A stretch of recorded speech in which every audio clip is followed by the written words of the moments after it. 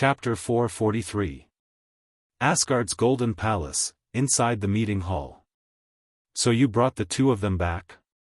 Thor, who was wearing his armor, sat at the head of the long table and looked helplessly at Rog and Vigtigny sitting in a row. Let me correct you. I didn't bring them back. I escorted them back to Asgard. They are now Asgard's captives. Escorting them back to Asgard is a very normal thing to do. Rog explained silently. Vigtigny and Vigtigny were also present. He couldn't tell Thor that the reason he brought them back was because the camp commanders were too weak. Imprisoning Vigtigny and Vigtigny in the camp was no different from letting them go. Although he asked Rog to solve the problem in Warnerheim, Thor didn't expect that after solving the problem in Warnerheim, Rog would bring back an even bigger problem to Asgard. Vigtigny and Vigtigny weren't ordinary people. Their mother was Gulwig, a powerful existence in Warner Protoss that was only slightly weaker than the sea god Njord. And this slight weakness wasn't just a slight weakness in terms of strength.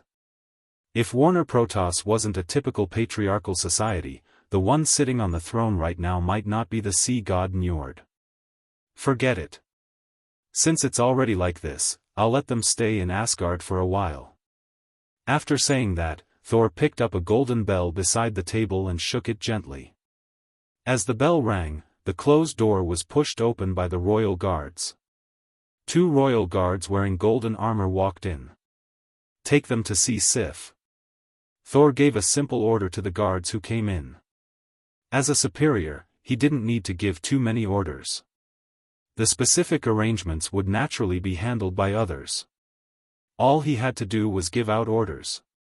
After the guards led Vigtigny and Roland away, Thor continued to question Rog.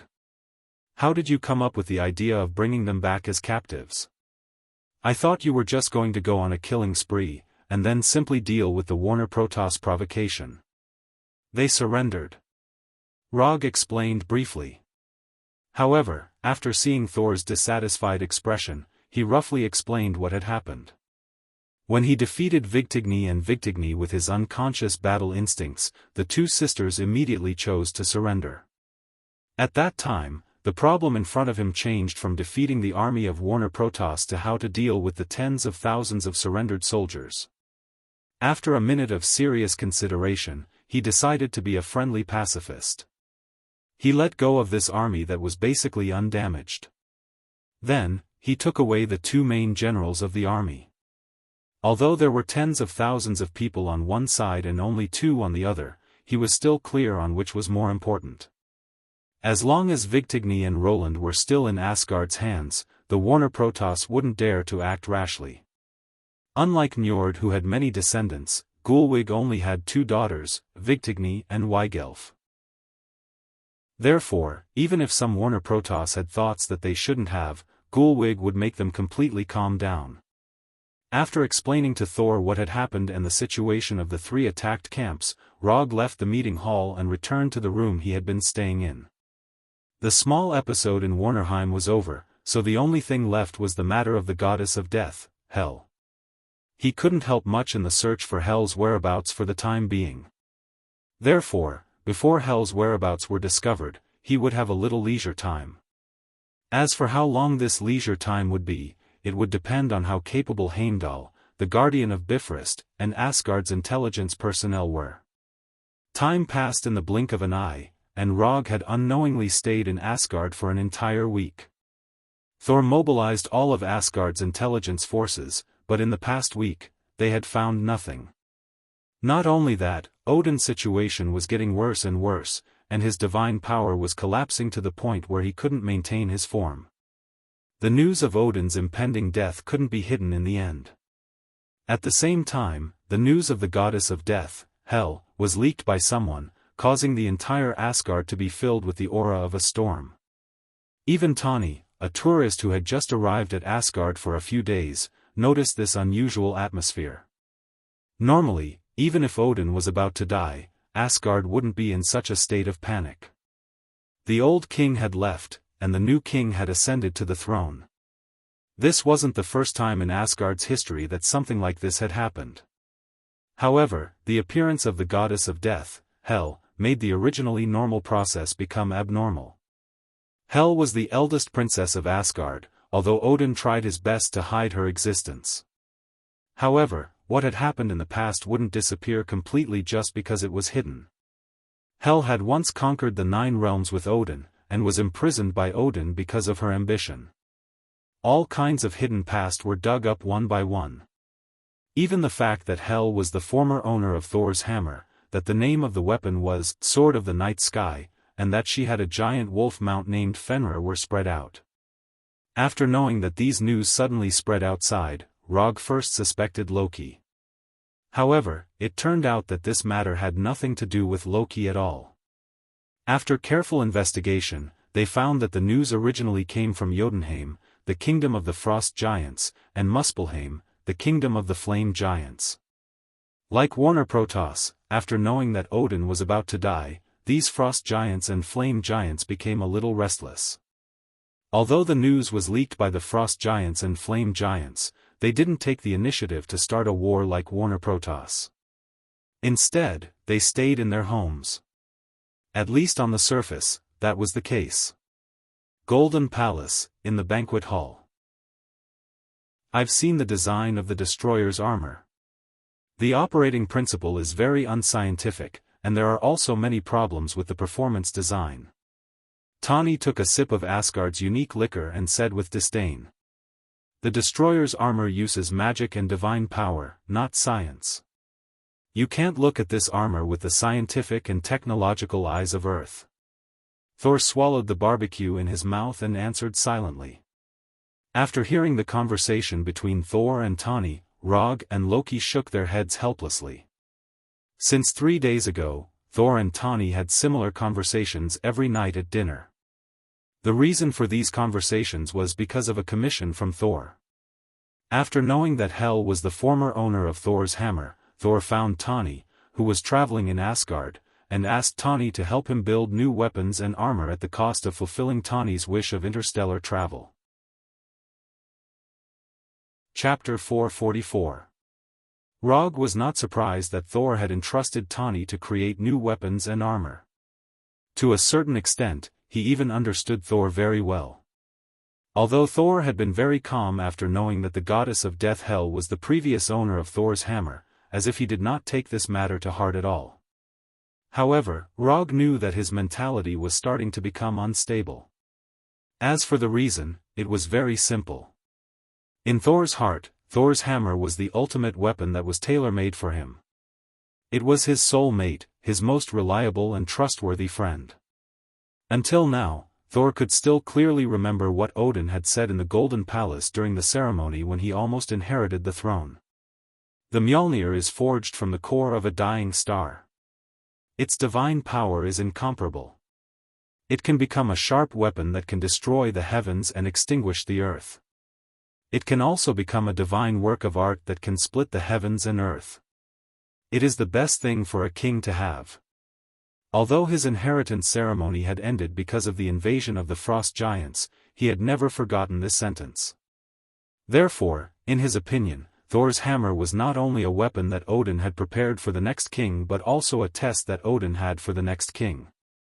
Whoever could lift Thor's hammer would become the king of Asgard. Note 2, Odin was the king of Asgard, so Odin could lift Thor's hammer. Other than Odin, he was the only one who could lift Thor's hammer, so he was the most suitable person to become the king of Asgard. Although Rog had barely moved Thor's hammer in front of him once, he did not think that it was lifting, so he directly eliminated Rog. However, Hel was different from Rog. Firstly, Hela was Odin's eldest daughter and a member of the royal family of Asgard. Secondly, Hel was the former owner of Thor's hammer. In the end, Hela and Odin created Asgard's glory together, conquering the 9 worlds and making Asgard a powerful existence famous throughout the universe. Be it in terms of status, strength, or battle record, Hela was superior to him. What was even more troublesome was that when the news of Hela spread, many people started to discuss whether Hela was more qualified to inherit the throne. Furthermore, there were quite a lot of people talking about it, and there was no lack of people who supported Hela. Of course, these were not the main reasons why Thor asked Tani to forge new weapons and armor for him. According to Thor's performance in the past few days, Rog speculated that the main reason why Thor asked Tani to forge new weapons and armors was that Thor was jealous. The current Thor was a bit like suddenly finding out that his girlfriend had an ex that he had never known before. Not only that, this ex was taller, more handsome, richer, and more talented than him. It could be said that he crushed him in all aspects. Furthermore, this ex that he had never known before had taken the initiative to come knocking on his door. No matter which world a man was from, he would have a strong desire to possess the things he liked. This desire to possess was an instinct that was deeply imprinted in a man's DNA. It was an existence that transcended rationality. When they were young, this desire was reflected in the monopolization of toys. When they grew up, this desire was reflected in the desire for money and power. At this moment, Thor was deeply provoked by the ex of Thor's hammer, Hela. He would not give Thor's hammer to Hela, nor would he give Asgard to Hela, nor would he give Loki to Hela. Therefore, he had to do everything he could to increase his strength. For example, let Tani create powerful weapons and armor that Hela had never seen before. As the first princess of Asgard and a former criminal official, Hela's understanding of dwarven weapons was not inferior to his, and might even be better than his. This was also why he did not go to the dwarf king Aitsue but went to Tani instead. After all, before he was born, Hela had already completed the honor of conquering the 9 realms with Odin. While trying his best to increase his own strength, Thor did not forget to strengthen his teammates. He picked out a few magic letters from the top secret library that only the king was qualified to enter and handed them to Loki, who was more like an assassin than a mage. At the same time, he also handed the corpse of the giant wolf Fenrir to Rog. As for why Rog made this request, he did not ask too much. After dinner, Rog did not participate in the discussion between Thor and Tani about the new weapons and armor. Instead, he went directly to the laboratory that Thor had specially arranged for him. In this laboratory of nearly 500 square meters, there were all kinds of Asgard's research instruments. In the corner of the laboratory, there was also a heavy ancient wooden desk. On the desk were magic books that were either opened or piled up together. In addition to these magic books, there was also a golden disc with a diameter of dozens of centimeters on the desk. In the center of the disc, there was a cluster of orange-yellow flames that seemed to never go out. The eternal fire. This cluster of flames, which was not much bigger than a palm, was the treasure that the flame giant Surtur was most proud of, the eternal fire that could increase his strength by a terrifying amount. This cluster of eternal fire was the deposit that Thor had paid to Rog in advance. If he could complete the task of defeating Hela together, then all the eternal fire in the palace's treasury would belong to him. Because there was only a small cluster, this eternal fire was not the most eye-catching existence in the laboratory. On the magic circle in the center of the laboratory, there was a huge corpse that was more than 10 meters in length. This was the corpse of the giant wolf Fenrir. Although it had been dead for more than 2,600 years, Fenrir's corpse was still generally intact. Only a little of its fur and flesh had disappeared. The goddess of death Hela was imprisoned in 639 BC. As her mount, even if Fenrir did not die in the same year, it would not have been too far apart. When Rog first saw Fenrir in the underground secret room of the Golden Palace Hall, he knew that this was the psychic beast that he had been looking for a long time. Although he had used the Punisher and Abomination as psychic beasts for a period of time, they were not real beasts after all, and it was inevitable that they did not live up to their names. However, Fenrir perfectly met his requirements for a psychic beast.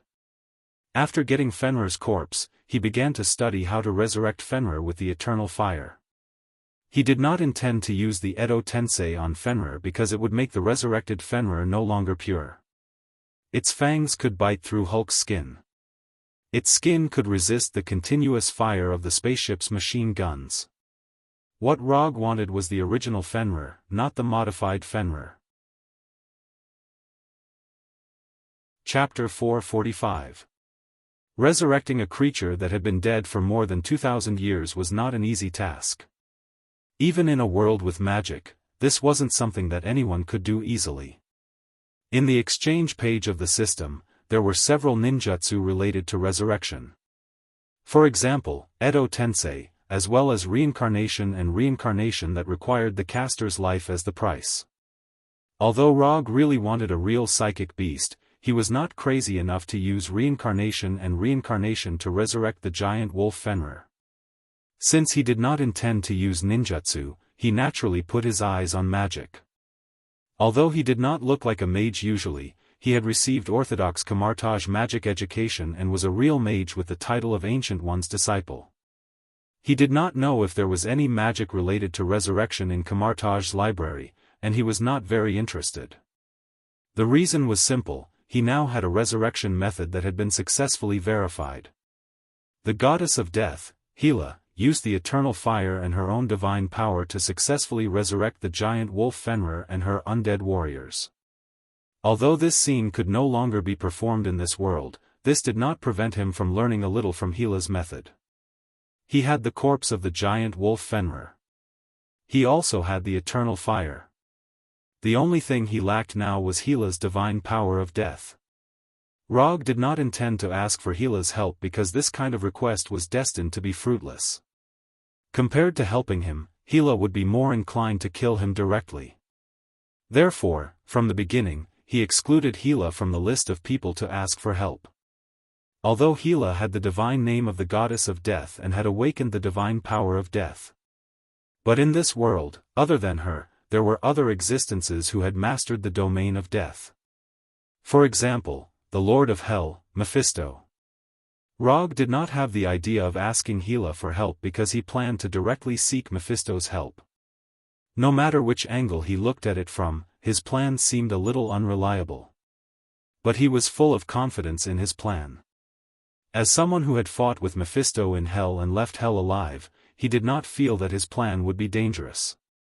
They were all old friends, so Mephisto probably wouldn't mind doing him a small favor. After flipping through Asgard's books on necromancy and dark magic, he successfully found a magic ritual that pointed to the Lord of Hell, Mephisto. He had seen a lot of magic rituals like this in Kamartaj. However, most of Kamartaj's magic rituals were directed at the Weshan Emperor, not an evil existence like Mephisto. It wasn't difficult to set up a magic ritual that pointed to Mephisto. According to the records, there were many mages who had set up a magic ritual and successfully contacted Mephisto. However, there were not many mages who could successfully obtain Mephisto's help. However, he was confident that he could move Mephisto. After checking the magic ritual that had already been set up, Rog guided the eternal fire on the golden disc to his left hand. Then, he came to Fenrir's body. After taking a deep breath for a few seconds, he raised his right hand and summoned the hellfire that he had plundered from Ghost Rider Johnny. When the orange-red hellfire completely enveloped his right hand, he did not hesitate as he slammed his right hand on the floor of the laboratory and used the hellfire to activate the magic ritual. Activating a magic ritual did not necessarily require the use of hellfire. Other types of energy could be used as well. However, in order to attract Mephisto's attention faster, he chose to use the hellfire to activate the magic ritual. When the hellfire flowed across the ground and ignited the magic array carved on the ground, a temporary spatial passage connecting to Hell was constructed. This temporary spatial passage was different from Ghost Rider Johnny's Hellfire Gate.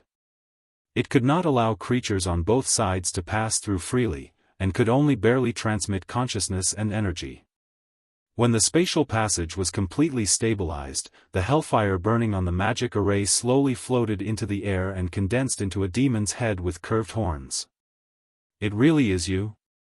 Before Rog could say anything, this demon's head formed by the hellfire and larger than his body took the initiative to speak. Mephisto. Although the voice was different from what he remembered, he knew that it was Mephisto himself. "That's right, it's me. It's been a long time." Rog replied calmly. "I don't think you contacted me just to meet me. Cut the crap and get straight to the point. What exactly do you want from me?" Mephisto did not intend to continue chatting with Rog, and asked directly. Of course, if the magic ritual set up by Rog could last longer, he would not mind chatting with Rog about his wonderful past experiences. It's very simple. I hope you can do me a small favor and add some death and resurrection power to the eternal fire in my hands. I want to resurrect this fellow in front of me. Rog did not waste any time and directly stated his request. So you want to resurrect Fenrir? With the eternal fire, resurrecting Fenrir is indeed not difficult. But why should I help you? You rejected my good intentions the last time. Mephisto was still brooding over Rog's refusal to become his subordinate. Don't be so petty. No matter what, you're a lord of hell. There's no need to make things difficult for a small fry like me. Rog replied nonchalantly, and did not look like he was asking for help at all. Although he did need Mephisto's help now, he did not feel that he needed to act like a beggar. And strictly speaking, he was not here to ask for help, but to make a deal. There's no custom of helping others for free in hell. Show me your sincerity, and I might consider it. Mephisto said in a tone that said, you know everything. Don't you just want a reward? No problem. Within 10 years, I'll take the initiative to go to hell once and spar with you again. How about this reward? Are you interested? Ever since the last time they fought, Rog knew that this old pervert Mephisto had his eyes on his soul. However, as long as he did not take the initiative to go to hell, Mephisto could not do anything to him. Therefore, he intended to give Mephisto a chance to obtain his soul. Of course, going to hell did not mean that he would definitely hand over his soul. If he wanted to obtain his soul, he would need to have some real ability. Deal. Rog had just finished speaking when Mephisto agreed. At the same time, an ancient sheepskin scroll flew out of the skull formed by hellfire. Sign it, and I'll help you resurrect Fenrir. Chapter 446. The brownish-yellow ancient sheepskin scroll slowly floated in front of Rog and unfolded on its own, displaying the contents of the contract in front of him. The contents of the contract were basically the same as the remuneration he had mentioned earlier, written in English that he was familiar with. From the content, there was nothing wrong with the contract at all. There were no misleading words, nor were there any loopholes in the grammar. However, after reading the contents of the contract, Rog sighed helplessly. Although Mephisto seemed very easy to talk to now, he was ultimately a cunning demon who liked to hide loopholes in contracts. I say, can there be any trust between humans and demons? Rog raised his head and looked at the demon's head floating in the air with dissatisfaction. What do you mean by this? The contents of the contract were written according to the remuneration you mentioned. Are you going back on your word? Although the demon's head formed by hellfire was only a projection, it displayed an extremely realistic expression, just like Mephisto himself. Although I've only been to hell once, and rarely interacted with you demons from hell, you can't treat me like an idiot. If I'm not wrong, these decorative patterns on the scroll should be some kind of hell's language. At first glance, there was indeed nothing wrong with the contents of the sheepskin scroll. However, the real contents of the contract were not just what he had said. Those patterns and lines that looked like they were just used to beautify the scroll were also a part of the contract. As expected of the man I've taken a liking to, you're indeed cautious. Mephisto said in an appreciative tone. After that, the patterns and lines on the scroll completely disappeared, leaving only the English parts that Rog could understand. You should be able to relax now, right? No, I'm still worried. Supercilious Eye, activate. Rog ignored Mephisto's gaze and directly activated Supercilious Eye. Using Supercilious Eye's supervision, he scanned the sheepskin scroll with extreme seriousness. There were no words that could not be seen with the naked eye. There were no energy-based languages or spells. There were no hidden traps or structures. Rog carefully observed every part and corner of the sheepskin scroll as if he was disarming a bomb. Indeed, there's no problem. After confirming that there was nothing wrong with the scroll, he closed Byakugan, raised his right hand and condensed chakra on his index finger. No matter what method was used to sign the name on the scroll, it would not affect the effect of the contract.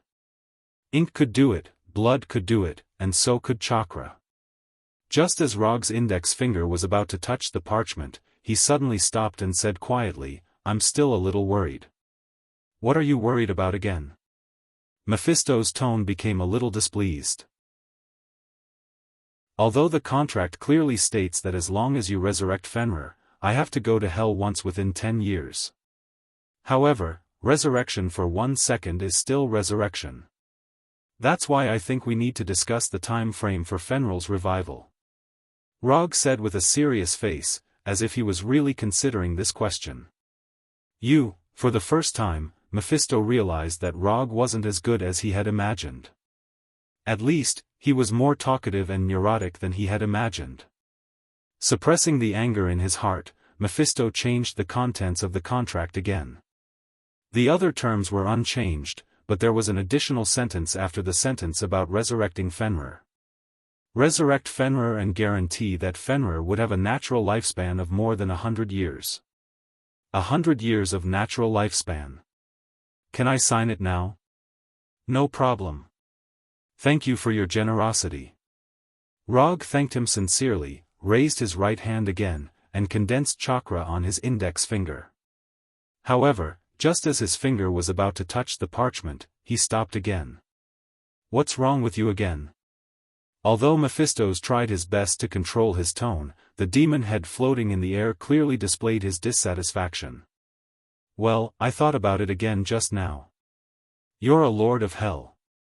Logically speaking, I shouldn't doubt your ability. But Fenrir is a special life form after all. It's a little different from humans. So, before signing the contract, can you prove a little that you do have the ability to resurrect Fenrir? Of course, this doesn't require you to really resurrect Fenrir. I just want to confirm that you really have the authority related to death. If you don't mind, you can first add some death domain energy to the eternal fire to prove that you do have the ability to fulfill the contract." He raised his left hand, and displayed the eternal fire in front of Mephisto's. "That's right," said Rog sincerely as he raised his left hand, and displayed the eternal fire in front of Mephisto's. Mephisto didn't expect Rog to be worried about this. To an archdevil of Bator, this was a humiliation. Isn't it just a stronger beast? As long as I want to, I can make this beast jump around at any time. Mephisto didn't say anything. He used his actions to prove his thoughts. The demon head floating in the air opened its mouth, and a ray of green energy flew out and into the eternal fire. With the entry of this green energy, the golden eternal fire suddenly changed color, turning into a strange green. "Boy, do you see that?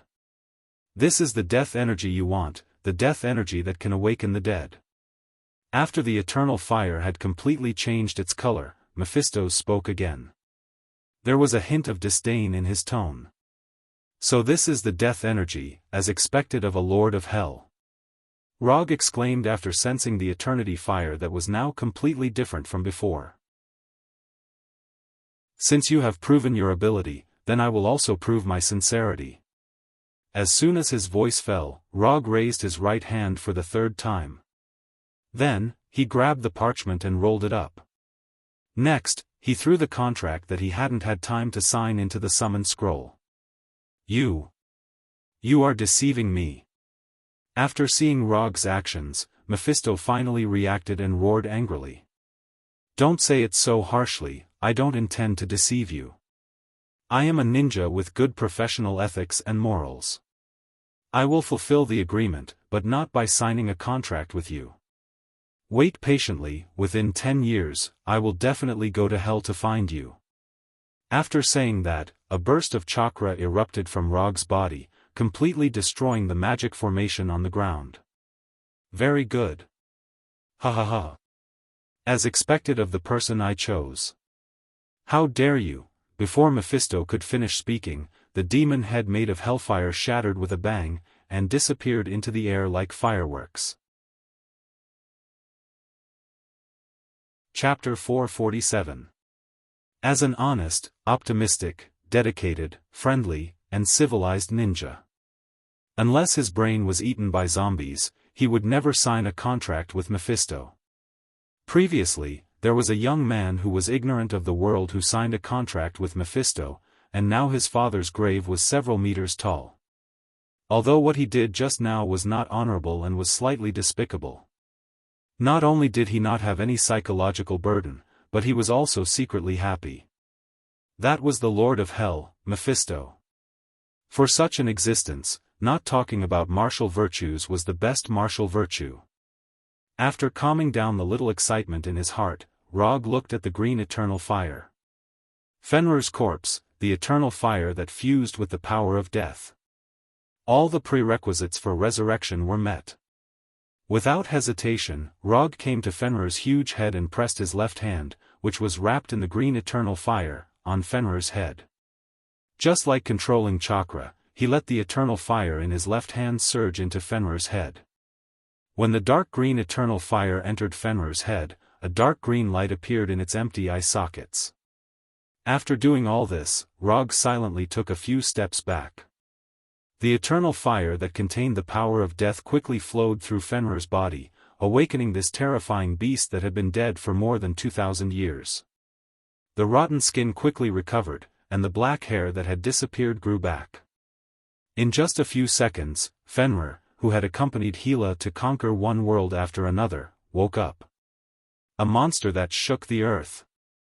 Note 1: the brutal demon wolf Fenrir was resurrected. When Fenrir stood up again, Rog finally saw its full appearance. It had green eyes, pitch-black fur, and a huge body that was more than 10 meters long. The more he looked, the more he felt that his decision to resurrect Fenrir was correct. Only an existence of Fenrir's level was qualified to be his psychic beast and mount. When Rog was looking at Fenrir, Fenrir's green eyes were also looking at Rog. Although Fenrir was a magical beast, its intelligence was not low.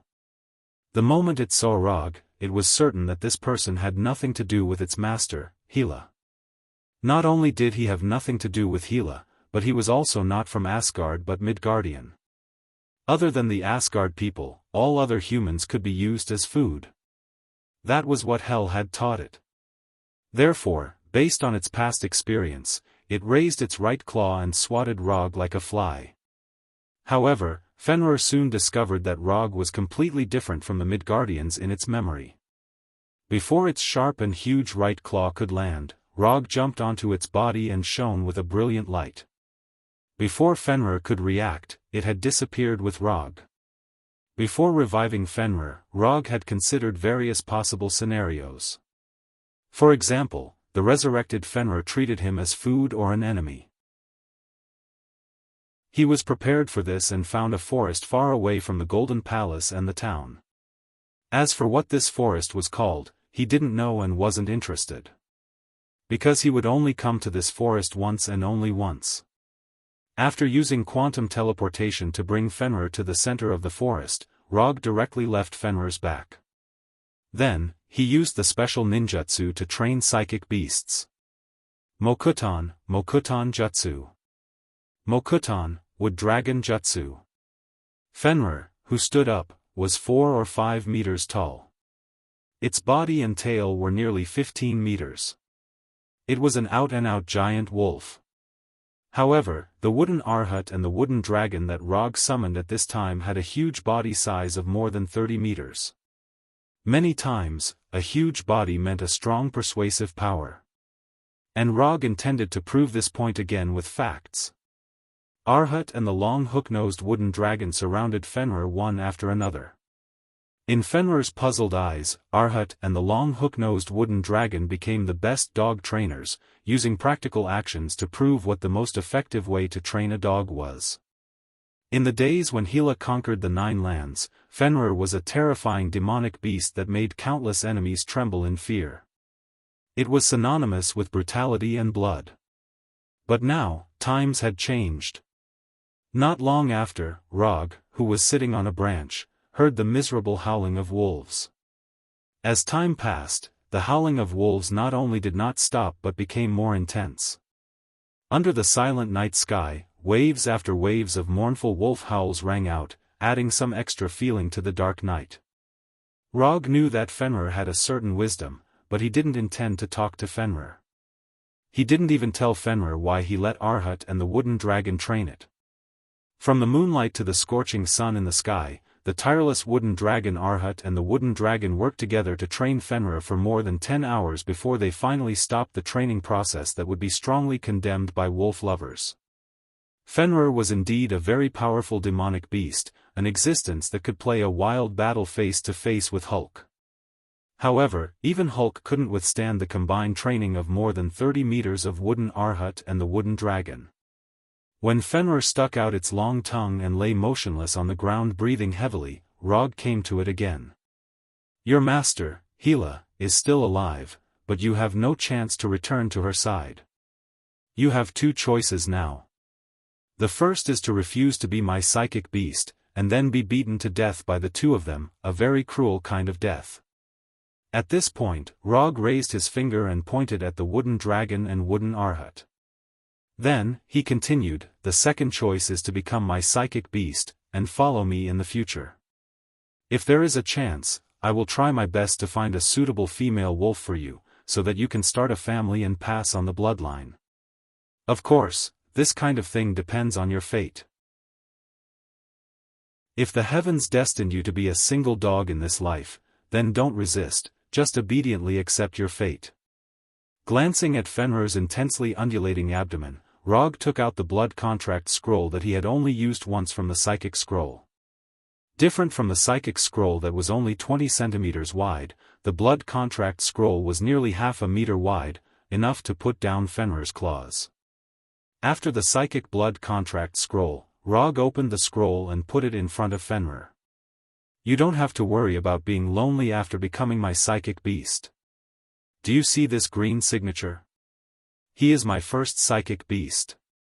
It doesn't matter if you don't know how to write a name, just get some of your blood and put a claw print on it.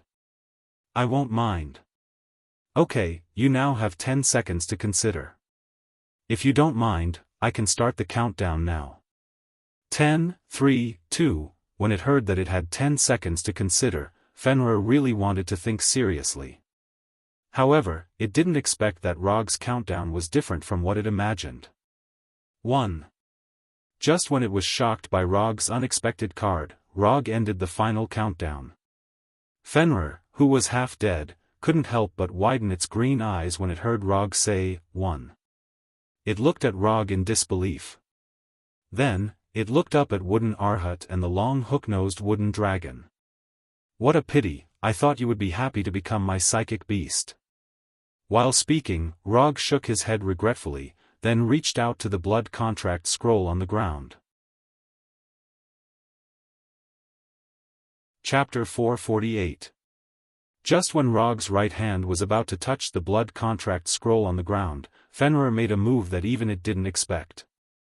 Fenrir, who was lying on the ground, raised its head slightly, then it stuck out its long red tongue and licked Rog's right hand. From the perspective of Fenrir's own intention, it actually didn't want to lick Rog's right hand. What it wanted was to prevent Rog from taking back the blood contract scroll. Fenrir's tongue was indeed very flexible, but for Rog, it was still too slow. He casually stepped sideways, easily avoided Fenrir's tongue, and took the blood contract scroll on the ground. Woo woo. Woo woo woo. After seeing Rog put away the blood contract scroll, Fenrir didn't hesitate and immediately made a fawning whining sound. Its pair of green eyes looked at Rog pitifully. The so-called demonic wolf dignity was now completely thrown to the back of Fenrir's head. Compared to the untouchable dignity, it valued its own life more. Moreover, it was full of interest to Rog's proposal to find a suitable female wolf. After experiencing death, this brutal demonic wolf that was once the nightmare of countless enemies had a deeper understanding of the preciousness of life. At the same time, it finally understood why its demonic wolves with low intelligence were keen to do some meaningless exercises that wasted physical strength with little female wolves after adulthood. Looking at Fenrir, who had begun to develop into a qualified pet dog, Rog nodded with satisfaction. Not bad, very energetic, a demonic wolf worth training. After sizing up Fenrir with satisfaction, Logue put the blood contract scroll back on the ground and said with satisfaction, "Seeing that you've come to your senses in time, I'll give you one more chance." Last chance. This time, Rog didn't count down. When he finished, Fenrir didn't hesitate and immediately used its sharp wolf claws to cut its skin, staining its right claw with green blood. Then, in the blank area of the blood contract scroll, pressed its paw print. "From now on, you're my wolf. In the future, whoever I ask you to bite, you will rush up and bite, even if it's your former master, Hela. Of course, if you encounter any trouble in the future, I will cover you and never let others bully you. As for the other psychic beast benefits, I'll tell you slowly later." Opening the system's attribute panel, Rog glanced at the Psychic Beast column. Psychic Beast, Punisher Frank, Edo 2 Reincarnation, Abomination Bronsky, Giant Wolf Fenrir. The Punisher was the only one among the 3 summoned beasts that didn't have a blood contract. Since it was summoned by the Eddy Earth, it was naturally a summoned beast, so there was no need for it to sign a blood contract. As for Abomination and Fenrir, they had both been trained and voluntarily signed the blood contract scroll, thus becoming Logue's psychic beasts. "You can rest here for a while to recover. You can go and grab whatever you want to eat. Of course, humans. When I need you, I'll find you again. You can now enjoy your new wolf life." After that, Rog threw the blood contract scroll back into the psychic scroll, then opened the portal back to the laboratory. After coming out of the portal that was shining with golden sparks, he glanced at the slightly empty laboratory. In addition to Fenrir, he actually had another psychic beast that he wanted. Devourer. One of the most terrifying creatures in the universe. Its stomach was connected to a parallel universe, and it could devour almost everything. After he crippled Falkar, he had asked Konoha's intelligence department to look for information about the devouring soul beast. He hoped that he could capture this orange cat that would never get fat from eating. But unfortunately, until now, he didn't get any information about Devourer.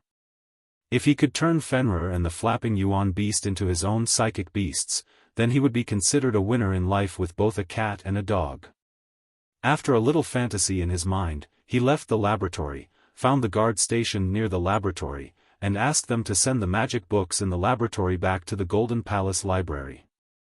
Those magic books were the collection of the Golden Palace. After reading them, of course, they had to be returned to the original owner. After instructing the guards, he happily walked toward Tani's laboratory. Resurrecting Fenrir was his pre-war preparation plan.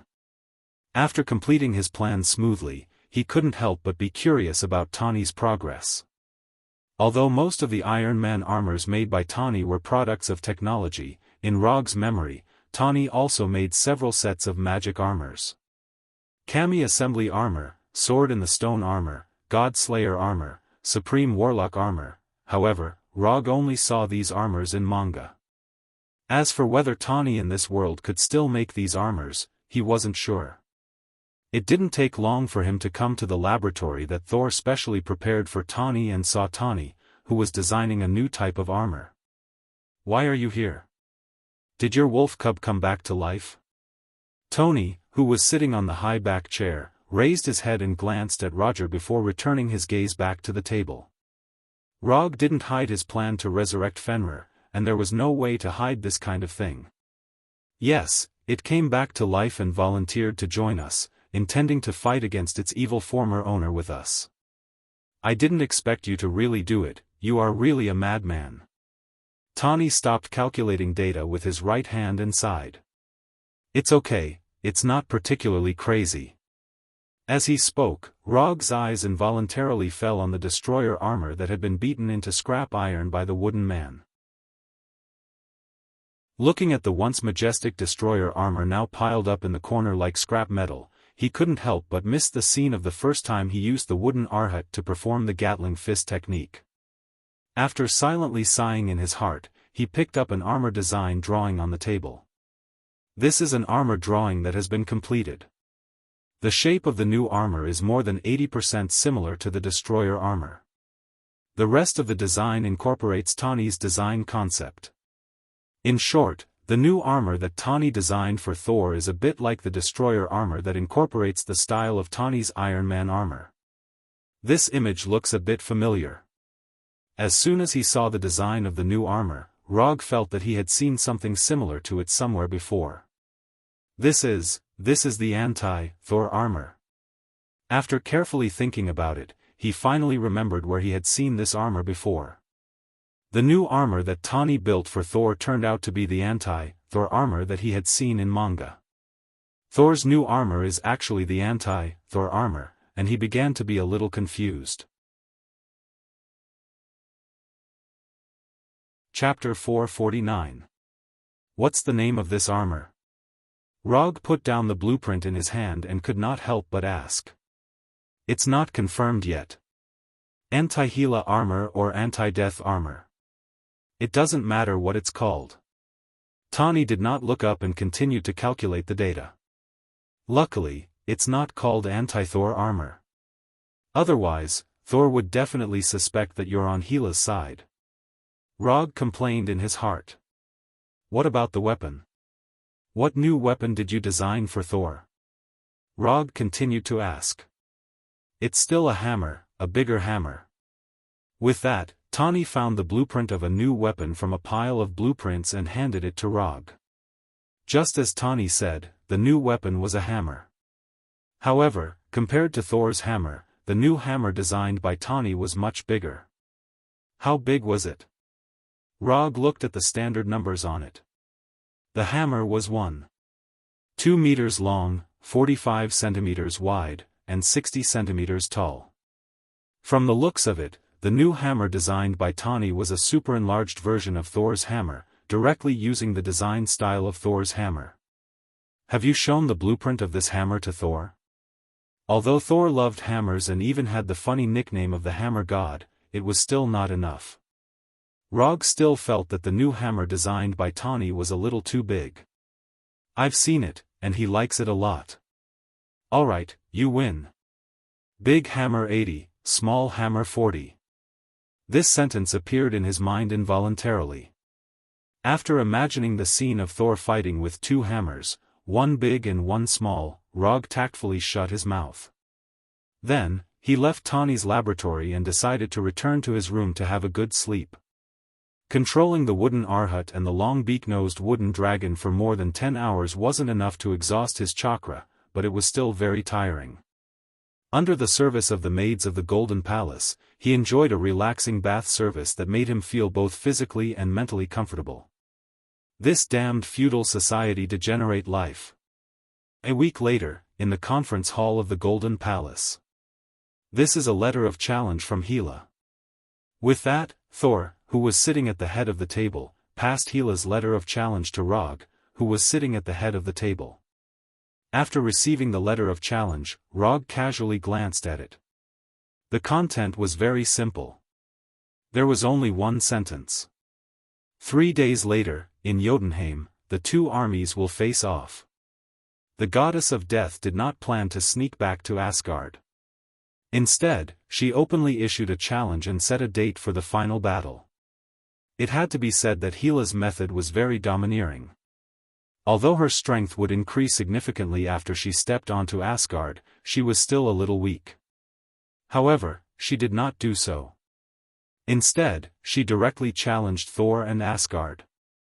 What I lost, I will take back with my own hands. This might be Hela's true thoughts at this time. A battle between the two armies? She has organized another undead army? Rog said in confusion while looking at Heimdall on the left side of the long table. Hela doesn't only have an undead army now. She also has an entire frost giant army. She is now the queen of Jotunheim. At this point, Heimdall lowered his head in shame. He was the guardian of Bifrost and had the eye of the god that could perceive everything. He was the main force in searching for Hela's whereabouts. However, just as he was searching for Hela all over the world, Hela actually became the queen of Jotunheim right under his nose. To him, this was undoubtedly a slap to his face. If Hela had not taken the initiative to appear in Jotunheim and sent a frost giant to deliver the letter of challenge, he would not have known that Hela was in Jotunheim until now. Queen of Jotunheim? After hearing Heimdall's description, Tani, Loki, the three warriors of Sengoku, and Sif all looked puzzled. Tani was puzzled about what kind of place Jotunheim was. Sif and the others were puzzled about how Hela had subdued these frost giants. Although Loki had stabbed his biological father to death in the last royal family dispute and had almost destroyed Jotunheim with Bifrost, bringing a fatal blow to the frost giants like a world-ending natural disaster. However, Jotunheim was still a kingdom that belonged to the frost giants. It had only been half a month since Hela had broken out of her predicament. It only took half a month to take Jotunheim's frost giant under his command. This efficiency could be said to be terrifying. Even if Asgard mobilized all his troops, he would not be able to completely take down Jotunheim in half a month. However, Hela had done something that Asgard's army could not do by herself. Although the battle had not yet begun, Sif and the others could already feel the immense pressure brought by Hela. Compared to Sif and the others, Rog and Tani were much calmer. One of them felt that it was still within the acceptable range, while the other did not know what this meant at all, so they were extremely calm. What do you think of Hela's letter of challenge? Looking at Sif and the others, whose expressions were getting worse and worse, Thor spoke. I have an immature suggestion that everyone can consider.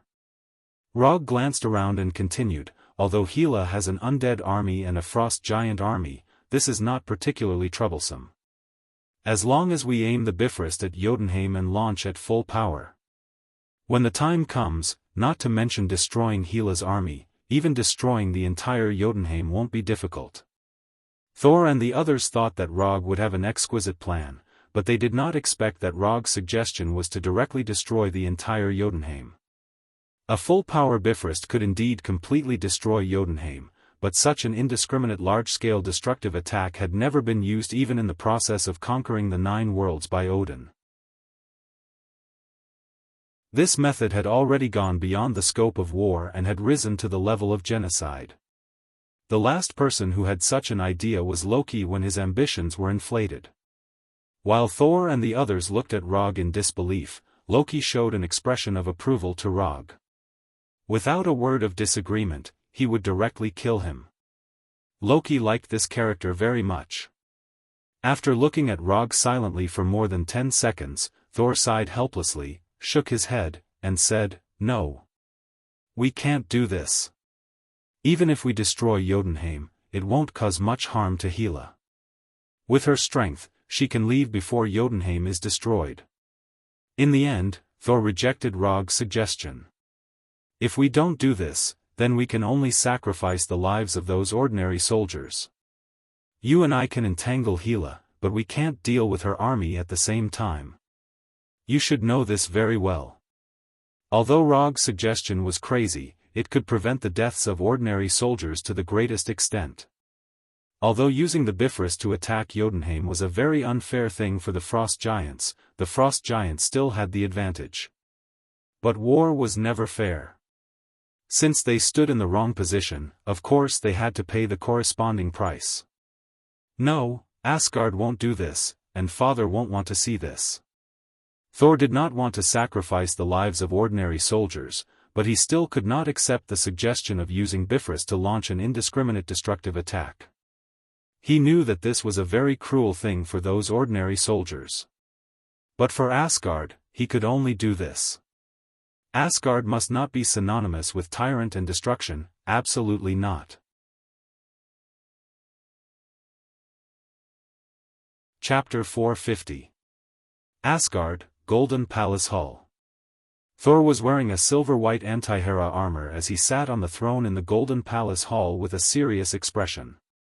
On the left and right of the throne, there were 2 warhammers, one big and one small.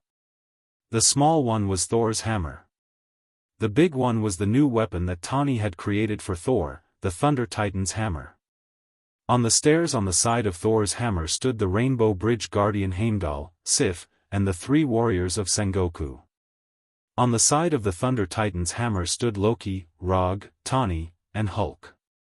Hulk was not originally on the list, and Thor did not specifically summon Hulk. The reason why he was here was purely because of Little Pepper. 2 days ago, when Tani returned to Earth and planned to bring Mark 46 to Asgard, he was stopped by Little Pepper. Note 1, Little Pepper did not agree with Tani participating in the war between Asgard and Hela. According to Tani, he used a strong attitude to reject Little Pepper because he did not want to abandon Thor and Rog. However, Rog heard a completely different version from Hulk's mouth. Tani did not convince Little Pepper. In order to reassure Little Pepper, Tani took the initiative to ask Hulk to accompany him, and in the end, Little Pepper agreed. Thor warmly welcomed Hulk's arrival. Loki, on the other hand, had been appearing and disappearing unpredictably since the day Hulk arrived. If it was not for the fact that everyone had to gather before going to war, Rog felt that he might not even be able to see Loki today. Outside the stairs were the generals of Asgard's army. As for the ordinary soldiers, they gathered in the square outside the Golden Palace, ready to go to war at any time. Thor, who was sitting on the throne, glanced at the people in the Golden Palace with a dignified gaze, and said slowly in a serious tone like Odin, "Let's go." At the same time, a grand horn sounded outside the Golden Palace. As the horn sounded, Thor slowly stood up, holding Thor's hammer and Thunder Titan's hammer in his hands, and walked step by step toward the Rainbow Bridge. The Golden Palace was quite a distance away from the Rainbow Bridge, and as the commander-in-chief, Thor, of course, it was impossible to walk to the Rainbow Bridge. At the entrance of the palace hall, there was a handsome Pegasus with its white fur white snow. This Pegasus was called Sleipnir, and it was Odin's mount. Note 2, Thor preferred to fly over with Thor's hammer instead of riding Thor's hammer. However, as the commander-in-chief of the army and Asgard's regent, he couldn't do as he pleased in this regard, and could only lead the army according to tradition. When Thor rode the handsome Pegasus that originally belonged to Odin, except for Rog and Hulk, everyone else rode the Pegasus that had already been prepared and slowly walked toward the Rainbow Bridge Hall.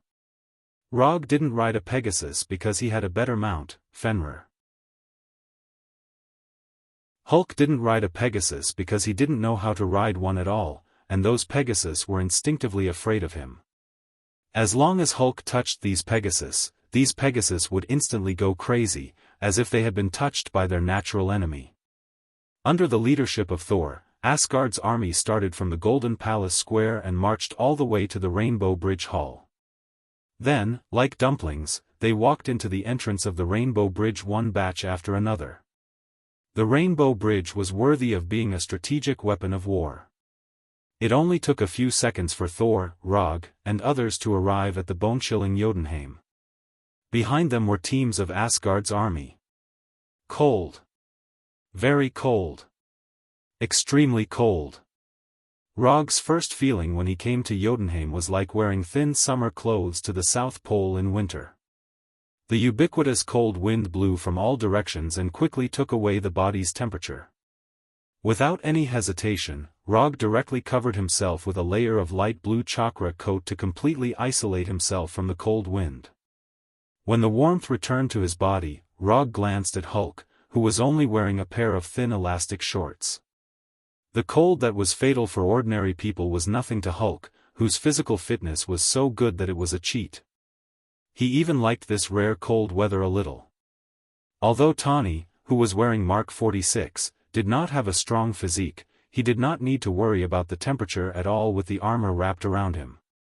As time passed, Asgard's army continued to appear behind them, forming a phalanx. Several hundred meters in front of them, there were two large armies. Dark blue skin and blood-red eyes were the Frost Giant army. The ones with dark skin and green eyes were Hela's undead army. It had to be said that Hela had chosen a good place. In a cold world like Jotunheim, every corpse could be properly preserved, unlike other worlds where only skeletons were left. When Asgard's army was completely assembled, Jotunheim's new queen, the goddess of death, Hela, rode a ferocious frost behemoth full of strong muscles to the front of the Frost Giant army and the undead army. She calmly looked at Asgard's army opposite her. However, in the next second, a trace of anger appeared on her face. Fenrir. Hela saw her old partner, Fenrir, and Rog, who was riding on Fenrir's back with a light blue glow all over his body. With just a glance, Hela saw the difference in Fenrir. The power of death. On Fenrir's body, she saw an extremely rich power of death. It only took a few seconds for Hela to recognize the source of this power of death and roughly speculate on Fenrir's state. Fenrir died and was resurrected by the power of death in Hell. Although Hela had not been to Hell, she was not unfamiliar with it. If she had not been imprisoned by Odin back then, she would have even led an army to Hell and conquered the world that had never been conquered by anyone. Fenrir, come here. Hela ignored Thor, who was riding the eight-legged horse, Sleipnir, and said directly to Fenrir. The whistling cold wind not only did not cover Hela's voice, but it also clearly passed her voice into Fenrir's ears. Hearing Hela's call, Fenrir instinctively raised his right claw. However, just as his right claw was about to step forward, he suddenly realized something. He silently retracted his right claw, whined softly, and lowered his head. Although Rog did not understand what Fenrir was saying, he could understand Fenrir's meaning. My current master is Rog, and I will only listen to Rog's orders. Good attitude, I'm very satisfied. Rog patted Fenrir in a good mood. Chapter 451. Although Asgard was a universal civilization with a long history, Asgard's war culture was not much different from medieval Europe. To put it simply, both sides of the war would gather their respective armies, then choose a battlefield where no one had any objections, set up a formation, and finally, charge directly. Yes, Asgard's war culture was so simple, just like a street gang fight. The only difference was that the number of people fighting was a little more, the weapons were more powerful, and the individual combat power was a little stronger. When Fenrir refused Hela's summon, Thor, who was riding on the eight-legged Thor's hammer, directly raised the hammer of Thor in his right hand and summoned a huge lightning bolt that cut through the cold wind. Accompanied by the rumbling sound of thunder, Thor waved Thor's hammer and sword into the sky, flying straight toward Hela, who was on the frost behemoth. Without any orders, when Thor took the lead and flew toward the goddess of death, Asgard's army also rushed toward the frost giant army and the undead army on the opposite side like a torrent. Stupid. Looking at Thor, who was flying toward her like lightning, goddess of death Hela snorted disdainfully. Then, she slowly raised her right hand and gently waved it from left to right. The moment Hela waved her hand, black swords appeared out of thin air and flew toward Thor and the Asgard army behind him like a rainstorm. However, just as these black swords flew out, a Rasengan wrapped in lightning took the lead and flew into the frost giant's army. Raiton, spiral electromagnetic gun. Rog, who was riding on Fenrir's back, did not charge with Thor, but directly used ninjutsu. Since Thor didn't want Asgard to be known as bloody and cruel, then this bad name will be carried by me. Unlike Thor, Rog didn't care what others would think of him. Even on Earth, he dared to let Konoha maintain a strong and domineering style, and he didn't care what others would say about him and Konoha. Not to mention that he was now in an alien kingdom like Jotunheim, facing an alien race like the Frost Giants. Although the spiral electromagnetic cannon was not big, its speed and power were not small at all. Before the black sword that Hela shot out could reach Thor, the light blue spiral railgun had already landed in the middle of the Frost Giant army. Boom! A terrifying explosion that caused the earth to tremble resounded.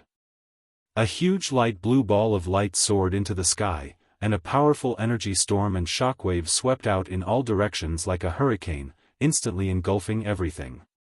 The terrifying shockwave produced by the explosion blew away the raging cold wind, causing the harsh cold weather to temporarily disappear. No one thought that Rog's first shot would be a large-scale attack ninjutsu. However, what surprised them even more was what he did next. Before the explosion of the first spiral electromagnetic gun had dissipated, he threw out the second spiral electromagnetic gun. Then, the third, fourth, fifth, and sixth shots followed.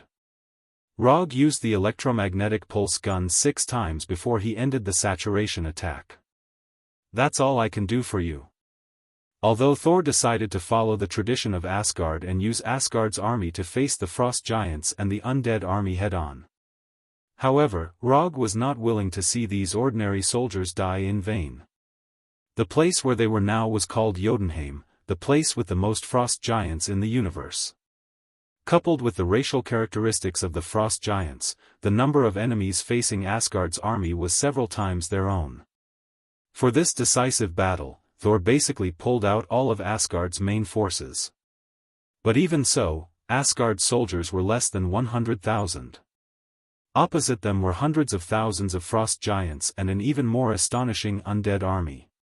He respected the tradition of Asgard, but he also hoped that more ordinary soldiers could return to Asgard alive. After all, during this time, Asgard had provided him with a meticulous feudal life. "If you respect me, I will return the favor tenfold." The 6 spiral electromagnetic cannons were his return to this feudal and depraved life. The 6 powerful electromagnetic pulse gun shots not only disrupted the formation of the frost giants and the undead army, but also significantly reduced their advantage in numbers. As for the rest, of course, it was up to Asgard's soldiers to deal with. Moreover, when Asgard's soldiers and the frost giants fought, Rog could not continue to use these saturation attacks. Unless he wanted to take Asgard's ordinary soldiers with him. The goddess of death originally thought that she only needed to get rid of her brother Thor this time. However, it turned out that her thinking was a little too simple. If she wanted to return to Asgard's throne, defeating Thor was far from enough. At least in Hela's opinion, this guy called Rog was more troublesome than Thor. When subduing the frost giants, she did not forget to inquire about Asgard. She knew what Rog had done in Asgard in recent years, but what she did not expect was that Rog was stronger than the rumor said. Looking at the frost giants and the undead army scattered around, Hela put away her initial disdain and stroked her black hair with both hands. With a stroke of her hands, her long black hair disappeared. What replaced it was a black helmet with 10 sharp horns of different lengths. The goddess of death, Hela, had officially entered battle mode. As soon as Hela's black helmet appeared, Thor, who was holding 2 hammers, one big and one small, appeared in front of her. Then, he held the Thunder Titan's hammer in his left hand and smashed it at Hela. Thor did not leave and use Thor's hammer to attack Hela. This was because he knew that as the previous owner of Thor's hammer, Hela definitely had the ability to block Thor's hammer's attack. Facing Thor's Thunder Titan's hammer, Hela, who was sitting on the frost behemoth, did not dodge. She casually stretched out her right hand. The huge Thunder Titan's hammer fell with the power of thunder and smashed into Hela's right hand. Then, nothing happened. Thor's Thunder Titan's hammer was like a floating balloon, easily blocked by Hela and did not cause any damage to her. Not only that, when Thor tried to pull back the Thunder Titan's hammer, he suddenly realized that he could not. With Thor's hammer as a sample, the Thunder Titan's hammer, which Tani had painstakingly created, seemed to be nailed to Hela's hand. No matter how hard Thor tried, the Thunder Titan's hammer did not move at all. Thor had seen this scene before when others tried to lift Thor's hammer. "Kneel." Hela, who was holding the Thunder Titan's hammer, looked at Thor calmly and said like a queen. Chapter 452. When Hela said, "Kneel," with an expressionless face, Thor felt as if he was looking at a female version of Loki. Just as arrogant, just as insufferably arrogant. As the Thor of Asgard and the regent, of course, Thor would not choose to kneel. He raised Thor's hammer and summoned a huge bolt of lightning as thick as a bucket from the cloudy sky toward Hela. The bolt of lightning from the sky arrived before Hela at an unimaginable speed and accurately hit her body.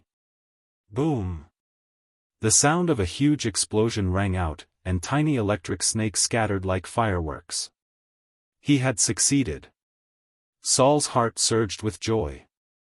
However, in the next second, the joy in his heart disappeared. What replaced it was shock and disbelief. The messy electric snakes quickly dissipated in the air, and Hela's figure appeared before him once again. Unharmed. Not only was Hela not injured as Thor had imagined, but even the frost behemoth under her was also unharmed. How is this possible? Although it was a last-minute move, Thor was very clear about the power of the lightning he summoned. Has Odin gone senile? To actually choose a weakling like you to inherit the throne. With Hela's strength, she could have dodged the lightning before it hit her. However, she did not do so because she wanted to see what kind of strength the heir that Odin had carefully cultivated had. She was very disappointed. Very disappointed. With the strength that Thor had shown so far, he was far from being able to compete with her before she was imprisoned, let alone the current her. Thinking of this, Hela's disdain for Thor became even more obvious. She had originally thought that the heir that Odin had carefully cultivated would be a top expert that could look down on the 9 worlds, but reality proved that she had thought too much.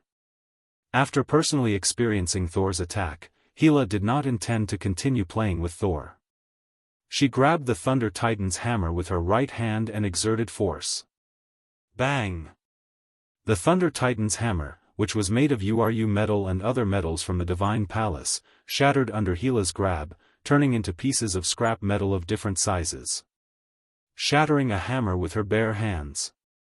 Although Hela did not crush Thor's hammer this time but the Thunder Titan's hammer that Tani had created, the scene was still shocking.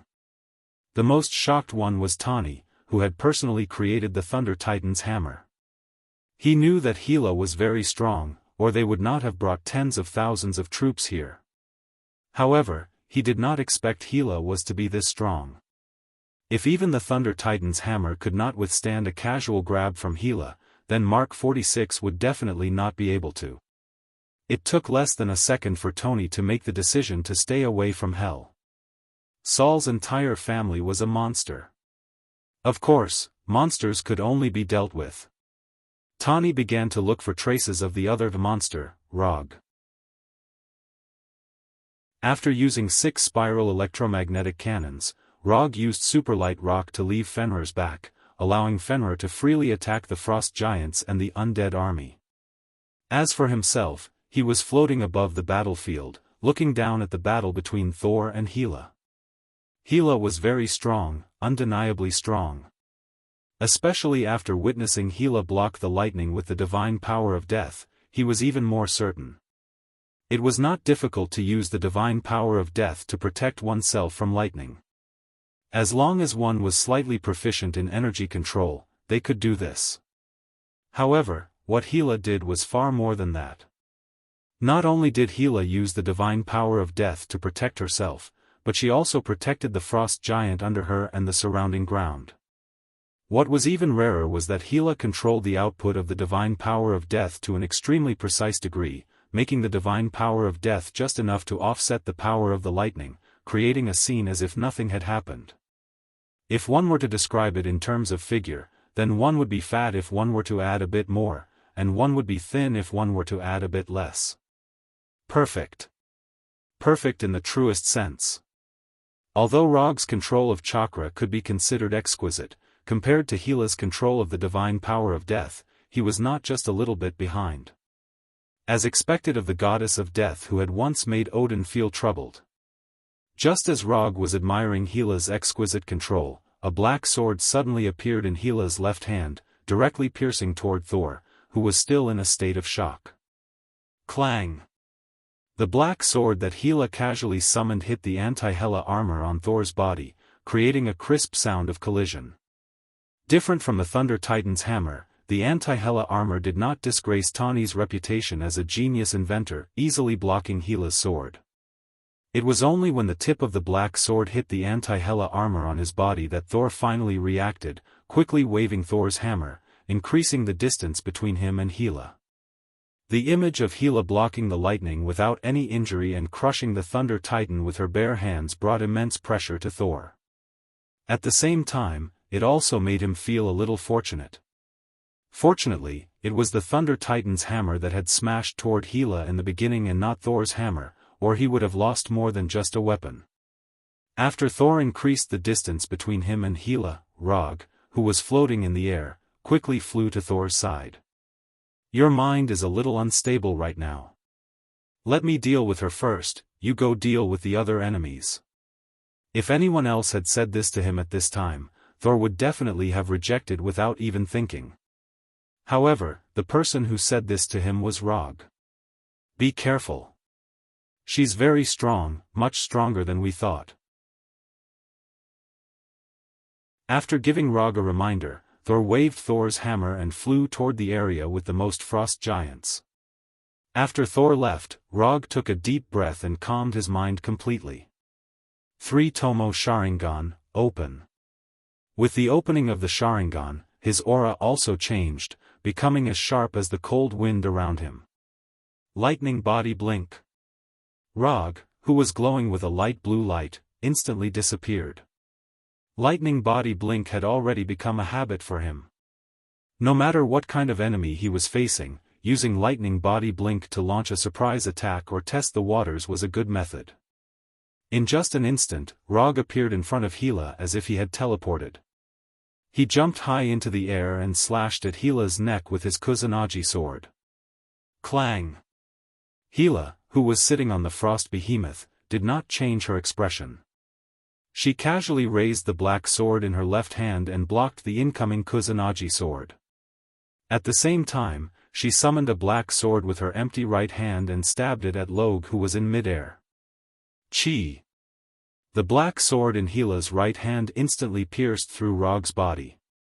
Blue blood spurted out, and a 2-meter-tall frost giant painfully gripped the black sword that had pierced through his body. Substitution technique.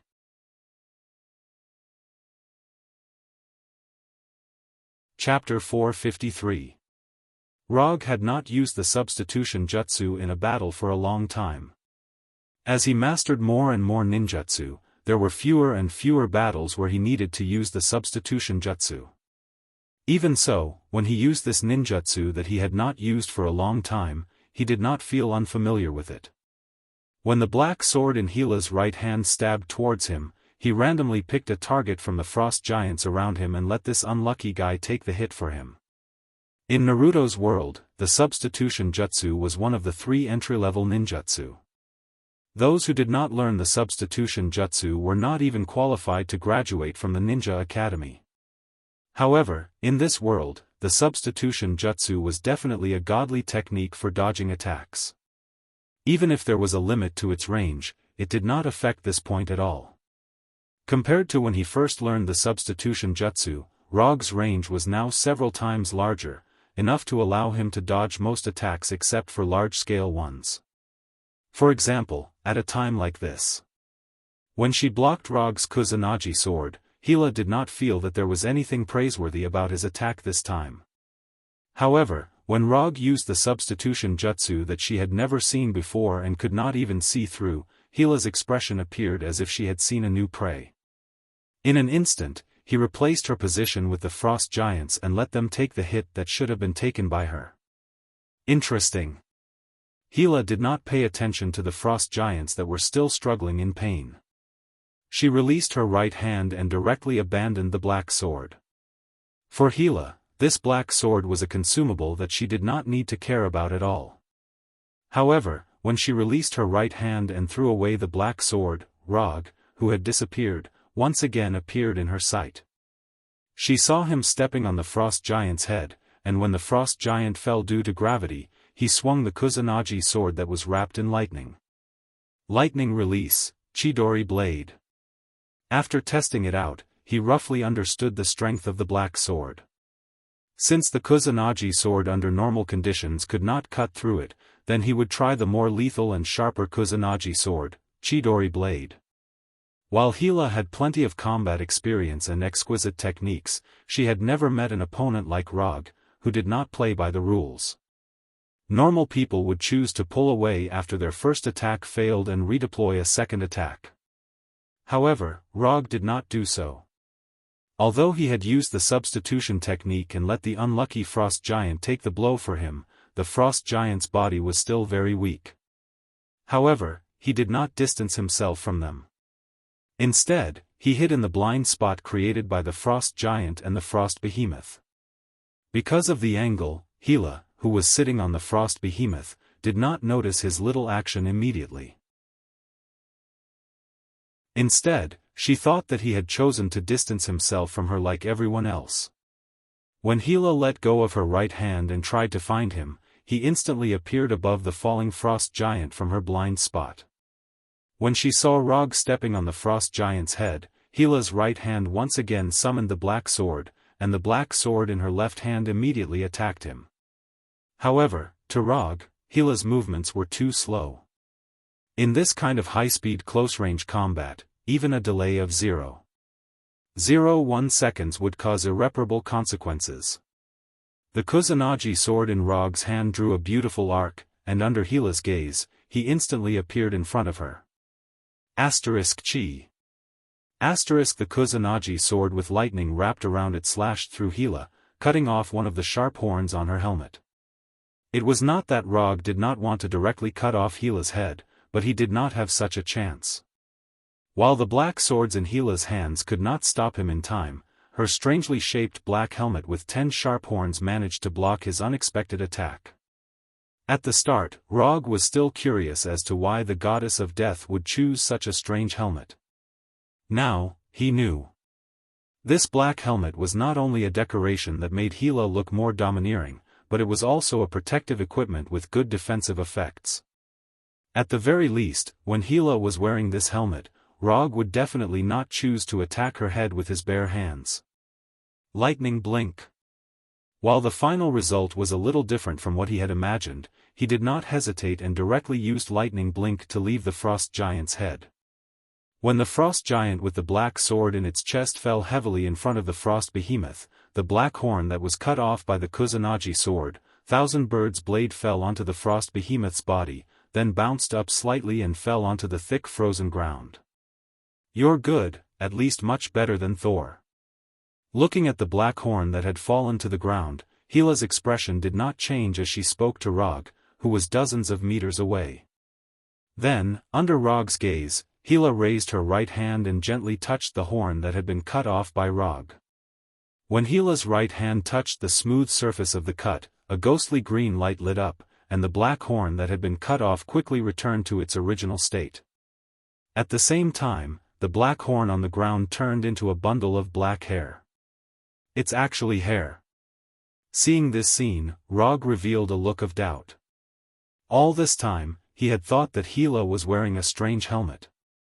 However, now it seemed that it was not a helmet at all but hair that had been changed by the god of death. This way of using energy was very imaginative. Using energy to strengthen parts of the body was a relatively common and orthodox method. For example, Rog often used chakra to strengthen his body, giving him more strength and speed in battle. However, Hela's method was completely different. She used the god of death's power on her hair, turning it into a strange helmet. When the helmet that had turned into hair returned to its original state, Hela, who was holding 2 swords, jumped down from the frost behemoth and slowly walked toward Rog. When she was only 20 meters away from Rog, she stopped and said to Rog with the arrogance of a queen, "Submit and be loyal to me, and I will give you the position of Asgard's executioner." Although Hela's tone made people feel very unhappy, and her arrogant attitude was even more annoying than Loki before he was beaten up, for some reason, when these words came out of Hela's mouth, it made people feel as if it was natural. "Sorry, I have no intention of becoming someone else's subordinate." Rog did not hesitate and directly rejected Hela's suggestion. Then, she continued, "Also, you do not have the authority to appoint Asgard's executioner." Appointing an executioner was a power that only the king of Asgard had. Putting aside the fact that Hela did not have such authority, even the current soul did not have it.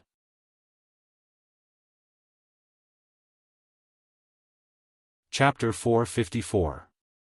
After being rejected by Rog, Hela did not say anything else and only looked at him coldly. Then, she threw the black sword in her hand directly at Rog. Clang! Clang!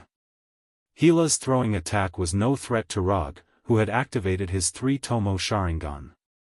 He casually raised the Kusanagi sword in his hand and deflected the 2 black swords that were flying at him like bullets. Throwing attacks in front of me, who has activated his Sharingan? Aren't you looking down on me a little too much? Just as Rog looked at Hila with dissatisfaction, Hila suddenly disappeared from his sight. In just an instant, Hila had crossed the distance of 20 meters and was directly in front of him. So fast. Hila's sudden burst of speed gave Rog a slight shock. The speed that Hila displayed at this moment was not any slower than Rog, who had used lightning body blink. Before he had time to marvel at Hila's speed, Hila's hands once again summoned the black swords. Rog did not know if these black swords that Hila summoned were the so-called swords of the night sky, but he was certain that the quality of these black swords was not low at all. From a certain perspective, they could even be called high-quality weapons. The weapons that Asgard's Golden Palace guards carried with them were clearly inferior to these black swords. Clang clang clang, after summoning the black swords with both hands again, Hila did not hesitate and launched a barrage of attacks at Rog. Hila's swordsmanship was very good. It was sharp, deadly, and extremely fast. If Hila's opponent was not Rog, who was using the Kusanagi sword, but Thor, who was using Thor's hammer. With just this superb swordsmanship, Hila could easily control the rhythm of the battle in her hands. However, it was a pity that she was facing Rog, who was also skilled in swordsmanship. In terms of swordsmanship, he had never been afraid of anyone. Hila, who held the sword with both hands, attacked like a machine that would not tire, and the sharp blade continuously attacked Rog's vital parts. Heart, throat, head, even Log's lower body was one of Hila's targets. Log did not dare to be careless in the face of Hila's attacks, which could severely injure him even if he did not die. He had no intention of dying in Jotunheim, nor of risking the happiness of the rest of his life. With his 3-tomo Sharingan, he was able to block all of Hila's attacks with his Kusanagi sword. At this time, although Hila and Rog did not use any powerful attacks, the surrounding frost giants and Asgard's warriors all silently distanced themselves from the two of them. It wasn't that they didn't want to help, but they couldn't help at all. While Hila and Rog were only competing in swordsmanship, their competition had already exceeded the scope of what ordinary people could understand. Simply put, it could be described with one word: fast. It was faster than the limit of what the naked eye could capture. In the eyes of others, Rog and Hila seemed to be shrouded in endless black and white sword shadows. Not only could they not see the black sword and the Kusanagi sword, but even the figures of Rog and Hila were blurry.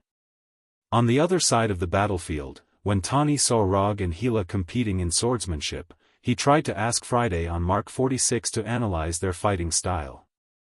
However, within a few seconds, Friday gave a reply that exceeded the system's capture and analysis. Monsters. They're all monsters. Although Tani knew that Rog was a monster, every battle with Rog would refresh his understanding of monsters. In addition to Tani, Hulk, who was beating up the frost giants, also had the intention of helping Rog. However, after seeing their dazzling attacks, Hulk wisely gave up the idea. Although Hulk was not as smart as Dr. Banner, his combat IQ was much higher than Dr. Banner's. With just a casual glance, Hulk knew that he could not keep up with the rhythm and speed of Rog and Hila's battle, let alone intervene. While the people around them were shocked by their rapid attack and defense, Rog became calmer and calmer. In the past few years, he had fought many opponents. However, he had never met an enemy like Hila. Hila's melee fighting style was extremely similar to his, and it could even be said that they came from the same philosophy. That was, in the world of martial arts, there was nothing that could not be defeated, only speed could not be defeated. Both of them were the kind of people who gave up on fancy moves and focused on speed. Faster attack speed, faster attack speed, faster reaction speed. Although this method of attack seemed simple and crude, in a real battle, it could play an unbelievable effect. As time passed by, Hila and Rog's rapid attack and defense did not show any signs of slowing down. Instead, it began to develop in an even more extreme direction.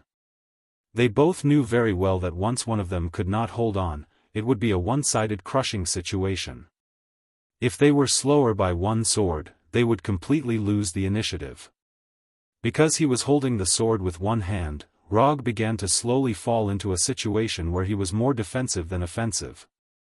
The attack frequency of the one-sword style was naturally slower than that of the two-sword style. Damn it! As Hila's attacks became more and more intense, Rog finally took out the flying Thor kunai from his ninja bag and held it in his left hand. He originally thought that his one-sword style would be enough to resist Hila's two-sword style attack. However, it turned out that he had overestimated himself and underestimated Hila. When the flying Thor kunai also joined the battle, the tilted balance became balanced again, and Rog and Hila fell into a situation where neither could do anything to the other.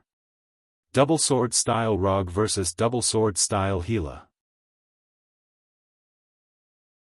Just as the battle was about to reach a stalemate, Rog suddenly made a move that Hila did not expect. After blocking a wave of attacks from Hila, Rog threw the flying Thor kunai in his left hand up and took the initiative to end the two-sword style. However, in the next second, Rog, who was crazily fighting with Hila, disappeared. Not retreating, not dodging. Instead, he had truly disappeared. What's going on? Hila's attention had always been on Rog, so she was very sure that Rog definitely did not have the time to play any tricks. Just as Hila subconsciously stopped attacking with both hands, Rog, who had disappeared, appeared in front of her again. Flying Thor. A normal blink would not be able to make him disappear in this situation. However, the flying Thor could. Rog, who had reappeared, bit the handle of the flying Thor kunai that had been thrown away, and his left hand had also grabbed a flying Thor kunai. Three-sword style Rog, enter.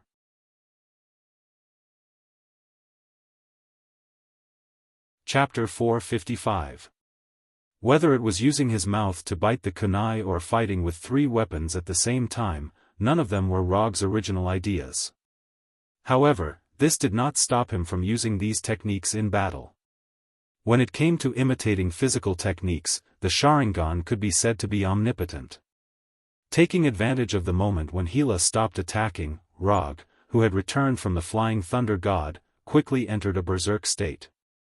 Previously, Hila had initiated the attack, so she had a certain advantage. Now, this advantage was in Rog's hands. In his right hand was the Kusanagi sword, in his left hand was the flying Thor kunai, and in his mouth was a flying Thor kunai. This was Rog's three-sword style. He did not hesitate at all when he reappeared and immediately attacked Hila. Clang clang clang clang clang, the sound of weapons clashing rang out like a Gatling gun, playing the prelude to Rog's battle. In terms of swordsmanship, Hila was definitely the strongest among Asgard's people.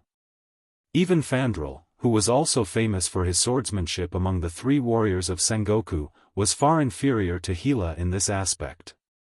However, now, Rog had shown Hila what a swordsman from Earth was like. Hila, who was originally on par with Rog in swordsmanship, was quickly forced into a defensive situation when Rog suddenly used the three-sword style that no one had ever used before. The flying Thor kunai was far shorter than the black sword and the Kusanagi sword. However, under Rog's ingenious attacks, the flying Thor kunai was useless. This proved what it meant to be an inch shorter, an inch more dangerous. Hila did not expect that Rog would use the factor of disappearing as a factor to win the battle. When the enemy disappeared, anyone would stop immediately. No one liked to fight with the air. This was especially true for those who were good at close combat and could control their own attacks at will. However, Rog used this combat mentality to negate Hila's advantage and completed the transition from two-sword style to three-sword style. This was a beautiful move. Even though they were enemies, Hila still felt that Rog had played this move beautifully and could not help but praise him in her heart. If it weren't for the fact that they were on different sides, this guy named Rog would be a good opponent to spar with. After confirming that she could no longer turn the situation around, Hila's thoughts became more and more scattered. Even though she was unwilling, she had to admit that she had lost in this battle of swordsmanship. Although her defense was still impenetrable, she could clearly feel that she was losing the rhythm of the battle. At this rate, it wouldn't be long before Rog would be able to completely break through her defense and cut her with his Kusanagi sword and flying Thor kunai. She was not someone who could not afford to lose. After confirming that she had no chance of winning, she decisively mobilized the divine power of death in her body. The moment she activated her divine power, Rog, who was in the midst of his frenzied attacks, immediately sensed that something was wrong. Lightning body flicker. Without any hesitation, he decisively used a ninjutsu, and his entire body disappeared in an instant. The moment he left his original spot, black blades that were several meters long surged out from the ground like the spikes of a hedgehog, covering an area of more than 10 meters. F***CK. Hila, you don't have any morals. Seeing this, Rog cursed in his heart. Even when the first and second sword style was more defensive than offensive, he did not choose to use fire extinguisher or water wave breaker on Hila. That was because he did not want to destroy the purity of this swordsmanship competition. However, he did not expect that just as he saw the hope of winning with his three-sword style, Hila would start to disregard her morals and use an area of effect attack. If not for the fact that he was more sensitive to the flow of energy, he might have already become a human skewer on those black blades. We agreed to have a pleasant swordsmanship competition, but you secretly used an area of effect attack. Even though he cursed in his heart, Rog did not take this matter to heart. After all, he and Hila were fighting with their lives on the line, and this was not a friendly exchange between swordsmanship enthusiasts. Would release, Descent of the Tree World. When Hila took the initiative to use an area of effect attack, Rog did not hold back and directly used a super large area of effect ninjutsu that could change the terrain. On the barren frozen plains, huge trees grew rapidly, adding a touch of green to this monotonous ice field. If it was just to attack Hila, Rog did not need to use such a large area of effect ninjutsu. In addition to attacking Hila, Descent of the Tree World had other uses. It increased the home field advantage. And to guard against Hila's Heavenly Maiden scattering flowers. Until now, Rog still had not figured out how Hila was able to summon weapons out of thin air without any restrictions. However, he did not want to have to pay attention to the rain of swords that Hila casually threw out in the following battle. The dense forest formed by Descent of the Tree World covered most of the plains. In this dense forest, the rain of swords thrown by Hila would be blocked to the greatest extent. Unless Hila was like Rog, throwing out the incomprehensible Uchiha Jutsu. The moment Descent of the Tree World took shape, Hila saw through Rog's intentions. This also caused her to have a doubt. For some reason, she felt that Rog seemed to be very clear about her fighting style and what kind of ability she had, as if he was an opponent who had fought with her before. However, Hila was very sure that today was the first time she had met Rog. Did he see the battle footage I saved in Asgard? Other than that, Hila did not understand how Rog could be so clear about her fighting style and be able to make arrangements to counter it. On this point, Hila was completely wrong. Not to mention her battle footage, even her name was considered a top secret in Asgard. If not for Odin's impending death, news about her would not have appeared in Asgard at all. The fact that Rog knew her fighting style was purely due to his prophetic aura as a transmigrator. Just as Hila was thinking about how Rog knew about her fighting style, Rog put away the flying Thor kunai and Kusanagi sword and summoned 4 wood clones. These 4 wood clones were not used to attack Hila but to create an undisturbed battlefield. Without any arrangements, these 4 shadow clones rushed to the north, south, east, and west respectively. Then, they used the same ninjutsu. For purple flame formation. A rectangular purple barrier rose into the sky, creating a small battlefield separated from the main battlefield.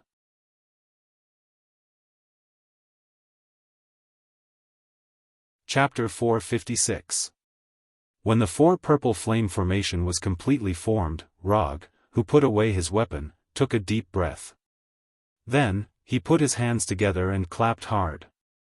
Shikatsu Forest Sage Mode. In just a moment, the chakra in his body turned into Senjutsu chakra. At the same time, a simple red arc eyeshadow appeared around the Sharingan, and a red circular pattern appeared in the center of his forehead. Although the intensity of natural energy in Jotunheim was not as strong as Asgard and Warnerheim, it was much stronger than Earth. Moreover, using immortal mode here wouldn't be as painful as in Hell. 30 minutes.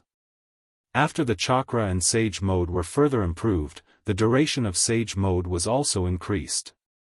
Although 30 minutes was not particularly long, it was enough for Rog to solve most of the battles. As for those that he couldn't solve, he would give up. Of course, this was just a joke. In addition to Sage Mode, he now had a lot of trump cards. For example, Susanoo and Tailed Beast. So even if the time limit of Sage Mode was reached, he still had the strength to continue fighting. The moment Rog entered Sage Mode, Hela immediately noticed that he was different. Previously, Log barely had the qualifications to challenge her, but now, Log was no match for her. Then the current Rog was an opponent of the same level that she needed to go all out and take seriously. As an Asgard and the goddess of death who had awakened the divine power of death, Hela's perception of energy was not weak. If she couldn't even sense this energy, she wouldn't be able to operate the divine power of death so exquisitely. After entering Sage Mode, Rog did not hesitate and immediately used the Senjutsu that had been significantly improved. Note 1, Senjutsu, Mokutan, Wood Man Technique. Senjutsu, Wood Dragon Technique. These two ninjutsu that Rog had used to train Fenrir and Abomination were upgraded to the level of Senjutsu under the buff of Senjutsu Chakra, and he used it as a starting move to attack Hela. Arhat, who was tens of meters tall, climbed out of the ground with the hook-nosed wooden dragon, and immediately became the most eye-catching existence in the entire forest. Then, Rog, who was standing on the huge branch, flashed to Arhat's head. Although standing on the branch didn't affect his control of Arhat and the long-nosed wood dragon, in terms of observation, it was still inferior to the top of Arhat's head. More importantly, standing on top of Arhat's head made him look even more domineering. The goddess of death was indeed very strong, and the divine power of death in her body was bottomless. However, like Loki, Hela did not know how to fly. Therefore, standing on top of Arhat's head, Rog did not need to worry about Hela suddenly flying in front of him. When everything was ready, Rog directly controlled the wooden Arhat and the long hook-nosed wooden dragon. Although Arhat's build was simple and honest, its attack speed was not slow at all. In the blink of an eye, its huge right fist was right in front of her. Boom! A huge impact sounded, and with Hela as the center, spiderweb-like cracks appeared on the ground dozens of meters around her. Arhat's punch could not be said to be weak. However, this titan-like punch did not land on Hela's body as expected. 5 or 6 sharp black blades suddenly surged out from the ground and pressed against the wooden Arhat's right fist like spears, piercing deeply into his fist. Before Rog could control Arhat to retract his right fist, Hela waved her right hand, and 3 black swords 6 to 7 meters long appeared out of thin air, attacking him like ground-to-air missiles. With the flying speed of the black swords, it would take less than 1 or 2 seconds to reach Rog. At this time, the long-nosed wood dragon jumped up from the ground like a viper hunting its prey and directly bit the 3 black swords, neutralizing Hela's attack. Taking advantage of the time when the long-nosed wood dragon bit the black swords, Rog had Arhat retract his right fist. Then, he punched with both fists. Eula Eula Eula Eula Eula, since one fist was not enough, he would add one more. The Praise Namo Gatling Bodhisattva fist technique, which had once destroyed the Immortal Palace Guardian Destroyer and Mephisto's demon puppet, was performed once again. 3,600 revolutions per breath. Save the world with great compassion and compassion. Although Rog had used the 4 purple flame formation to isolate himself and Hela from the main battlefield, the terrifying momentum caused by Arhat's Gatling fist still shocked both sides. Looking at Wood Arhat's fists that were about to turn into afterimages, the frost giant who witnessed this scene couldn't help but feel a chill. The frost giants had an extremely high resistance to cold, but for some reason, when they saw the wooden Arhat, who looked like an ancient titan, frantically throwing punches, they felt a chill that originated from their biological instincts. From the start, the frost giant had not taken the initiative to stand on Hela's side. Although they hated Asgard, they also knew that Asgard was not an existence they could easily provoke. Even when the previous frost giant king, Laufey, was still in power, they could only do some sneaky tricks. Not to mention that they hadn't even chosen a new frost giant king yet. If Hela hadn't forced them to join this war with unrivaled strength, they wouldn't have appeared here at all. After seeing Wood Arhat's frightening and violent attacks, they felt more and more that they shouldn't have joined this war. This was the family affair of Asgard's royal family, and it had nothing to do with them, the frost giants. The last time they intervened in Odin's family affairs, their king died, and the whole family was almost wiped out by Bifrost. After such a painful experience, they had planned to live a peaceful life in Jotunheim. They didn't expect that Hela, the goddess of death, would come. They were now beginning to wonder if any family disputes would happen in Odin's family, and they, the frost giants, would die with them. Although they were very reluctant, they knew one thing very well, and that was, before Hela completely failed, they had better not choose to give up easily. Otherwise, their ending might be even worse than the last time. From the looks of it, Rog now had the upper hand. However, he was the only one who knew the real situation. Although Wood Arhat was doing well now, he still couldn't break through Hela's defense. It was as if Hela's black blades were free of charge. After one was broken, a few more would appear. It was as if there was no end to them. What was even more troublesome was that behind these black blades, there was an energy barrier built by the divine power of death.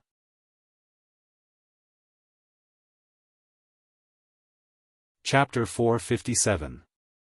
Compared to Thor, who could only summon lightning to attack, Hela's use of divine power was clearly several levels higher.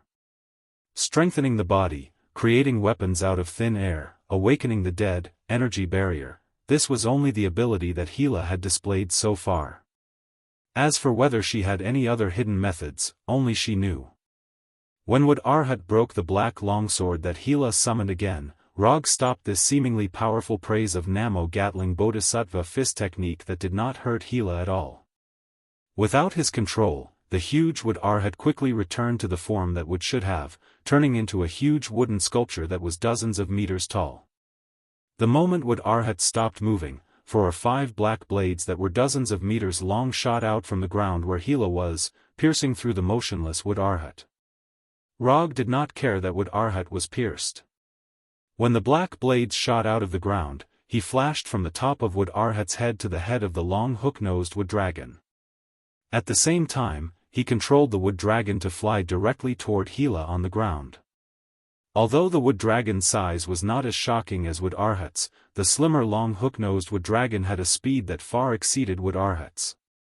Almost at the same time that Wood Arhat was pierced, the wood dragon had already arrived in front of Hela. Looking at the wood dragon and Rog that were only 10 meters away from her, Hela's expression did not change at all. She waved her right hand gently from left to right. The moment Hela waved her hand, dozens of black swords of different sizes quickly appeared in the originally empty air. These black swords were like bullets, shooting towards the wood dragon and Log at lightning speed. Although the wood dragon was larger and easier to hit, Hela's attack was not limited to Hela.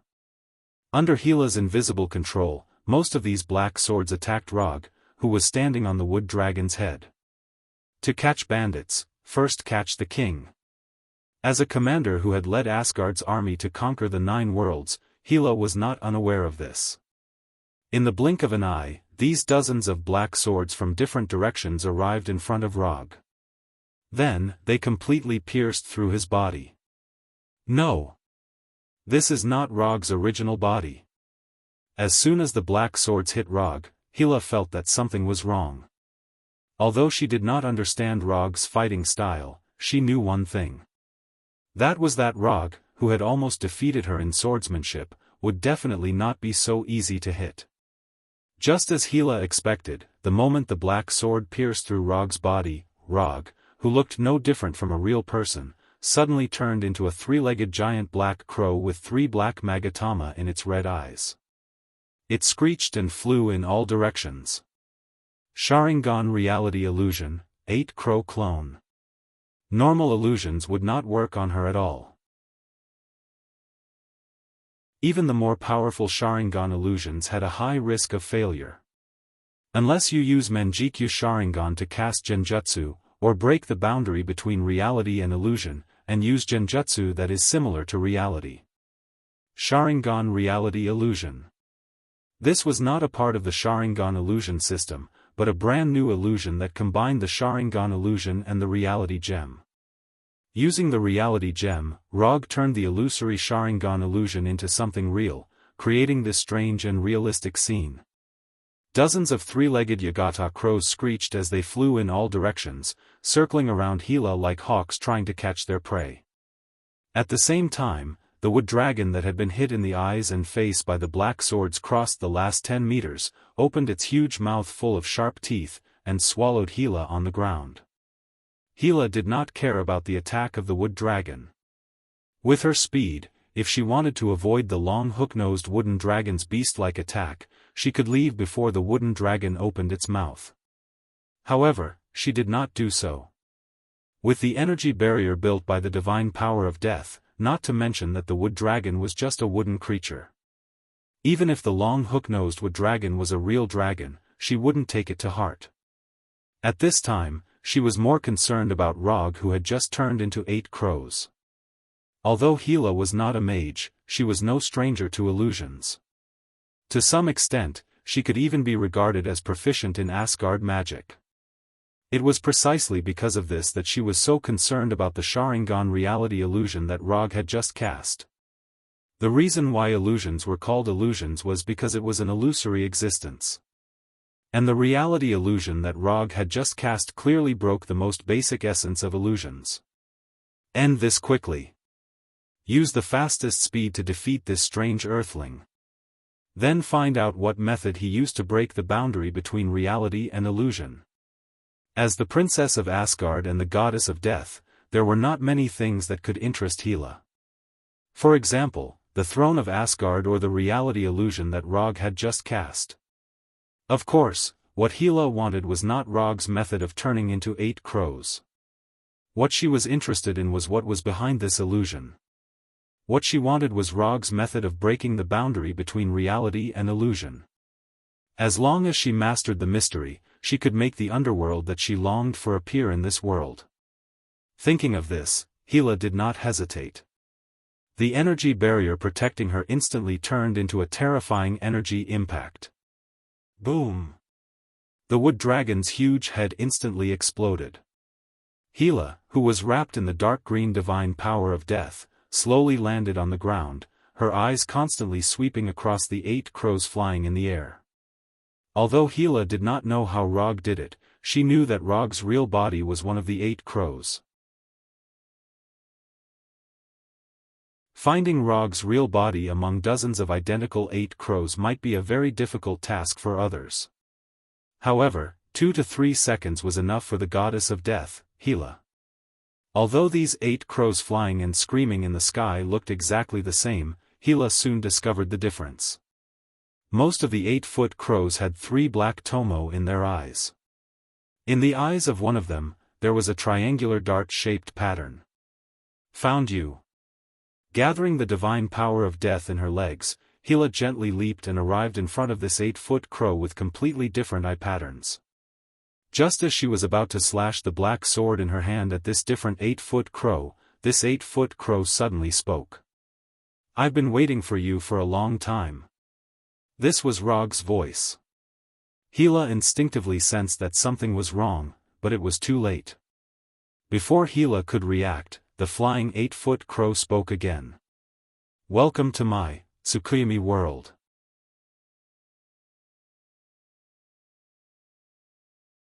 Chapter 458. A huge crimson moon hung in the deep night sky. Other than the occasional crow screams in the distance, this place was as quiet as a dead world without any life. Gila immediately realized the abnormality of this world. However, just as she was about to mobilize the divine power of death in her body, she was shocked to find that she could not feel any divine power of death. At the same time, she realized that she had been tied to a cross more than 2 meters tall. Looking at the hemp rope tying her hands and feet, she snorted disdainfully. "You want to tie me up completely with these hemp ropes?" Without any hesitation, Gila's limbs suddenly exerted force. After that, nothing changed.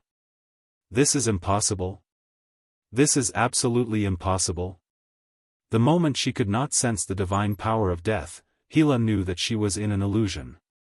She knew that her mind was trapped in the illusion space called Tsukuyomi world. However, she did not take this illusion to heart. For an existence like her, even if her mind was trapped in an illusion space, it was not a big deal. However, when she found that she could not even break free from the hemp rope that was not even as thick as a finger, she realized that something was wrong. This was not a simple illusion space. Although Gila was not a mage, her mental power was not weak at all. It was even stronger than Loki, who had the title of mage. If it was an ordinary illusion space, she would definitely be able to break free. "I told you just now that this is my world, so don't waste your energy." Just as Gila was thinking about how to get rid of the Tsukuyomi world, more than 10 three-legged Yagata crows flew in front of her. Then, they condensed into Rog's appearance. "I have to say, I underestimated you. Come on, let me see what kind of ability a ninja from Earth has." Although she had completely lost the initiative, Gila still maintained her arrogant attitude. All the attacks in the illusion space would only be reflected on the mental level. And Gila was confident in her mental power. Although more than 2,000 years of imprisonment had seriously slowed down the growth of her divine power of death, it had greatly increased her mental power. If she did not have a strong enough mental power, she would not have been able to stay awake for more than 2,000 years in captivity. Rog did not care about Gila's provocation. Instead, he looked at Gila from head to toe. He didn't say anything, nor did he do anything else. However, this seemingly simple sizing up caused Gila's dissatisfaction. This was the look of someone sizing up prey and a defeated opponent. Of course, some fallen nobles would also have such a look in their eyes when they looked at beautiful young slaves in the slave market. To the prideful Gila, Rog's gaze was much more serious than any verbal or physical insult. This was blatant disregard. Ignoring her identity, ignoring her strength, ignoring everything about her. Ever since she was born, no one had ever dared to look at her like that. Never. "Are you still a man? If you want to do it, then do it quickly. Don't dilly-dally." Gila taunted again. However, Rog remained indifferent. "I know what you're thinking. You want to use the pain on the mental level to forcefully break through the illusion and return your consciousness to your body. But you don't have to waste your energy. After I pull your consciousness into the Tsukuyomi world, it's unlikely that you can escape." If he used Tsukuyomi in a normal state, Rog would indeed need to worry about whether Gila could forcefully get rid of Tsukuyomi's effects. After all, Gila's mental power was not weak, and her divine power of death was so dense that it was enough to take on the entire Asgard alone. However, he was now casting Tsukuyomi in immortal mode. Although Sage mode was not 100% compatible with Manjikyu Sharingan, it was undeniable that Sage mode greatly increased the power of ninjutsu's genjutsu. Tsukuyomi was a unique genjutsu of Manjikyu Sharingan. But in the end, Tsukuyomi was still a genjutsu, and it would also be enhanced by Sage mode. If Gila could still forcefully get rid of his Tsukuyomi in this state, he would kill himself without Hela needing to do anything. He didn't want to continue embarrassing Tsukuyomi and Shikatsu Forest Sage Mode, who had the strongest mental attacks. Not to mention, he had made so many arrangements to get Hela into Tsukuyomi. First, he used the reality gem to combine with the Sharingan's genjutsu to cast a reality ninjutsu that broke the boundary between reality and illusion, thus piquing Hela's interest. Then, he deliberately let Yakata, where his true body was, reveal the Manjikyu Sharingan's patterns, allowing Hela to discover his true body and take the initiative to come in front of him. Finally, he used Tsukuyomi when they were less than a meter apart. After doing so many tricks, if he still allowed Hela to get rid of Tsukuyomi, he could really gouge out his left eye. It's not up to you to decide whether I can or not. Hela's tone was as arrogant as ever. From her point of view, it was beneficial for her whether Rog attacked her here or did nothing and allowed time to pass. If Rog attacked her, she could try to use mental pain to stimulate her consciousness. If Rog didn't attack her, she could slowly wait for the illusion's effects to disappear. Therefore, no matter what Rog planned to do, she had a certain level of initiative. Before we attack, let me tell you something. Odin's actions back then might have caused you great harm. However, the premise for him to do so is that you made a mistake first. When he entrusted me with the task of stopping you from returning to Asgard, he told me earnestly that if possible, I should try my best not to kill you. 3 times. That night, he said it 3 times, as if he was afraid that I would forget it. I don't know why he thought so highly of me back then and felt that I had the ability to stop you. But I have to say that he still cares about you. Back then, you were indeed very strong. But don't forget that Odin was also at his peak back then. If he really wanted to kill you, you wouldn't have survived until now. Alright, that's all. It's time to put an end to this. Just as he said that, a Kusanagi no Tsurugi sword appeared in Rog's right hand, as well as 9 of him holding Kusanagi no Tsurugi swords. Next, he repeatedly drew his sword, drew his sword, drew his sword, drew his sword, drew his sword. Time passed bit by bit. After this unskilled attack and retraction lasted for half a year, Rog took the initiative to dispel Tsukuyomi. Half a year in Tsukuyomi, 1 second in reality. Immortal Rog vs Goddess of Death Hela, Rog wins.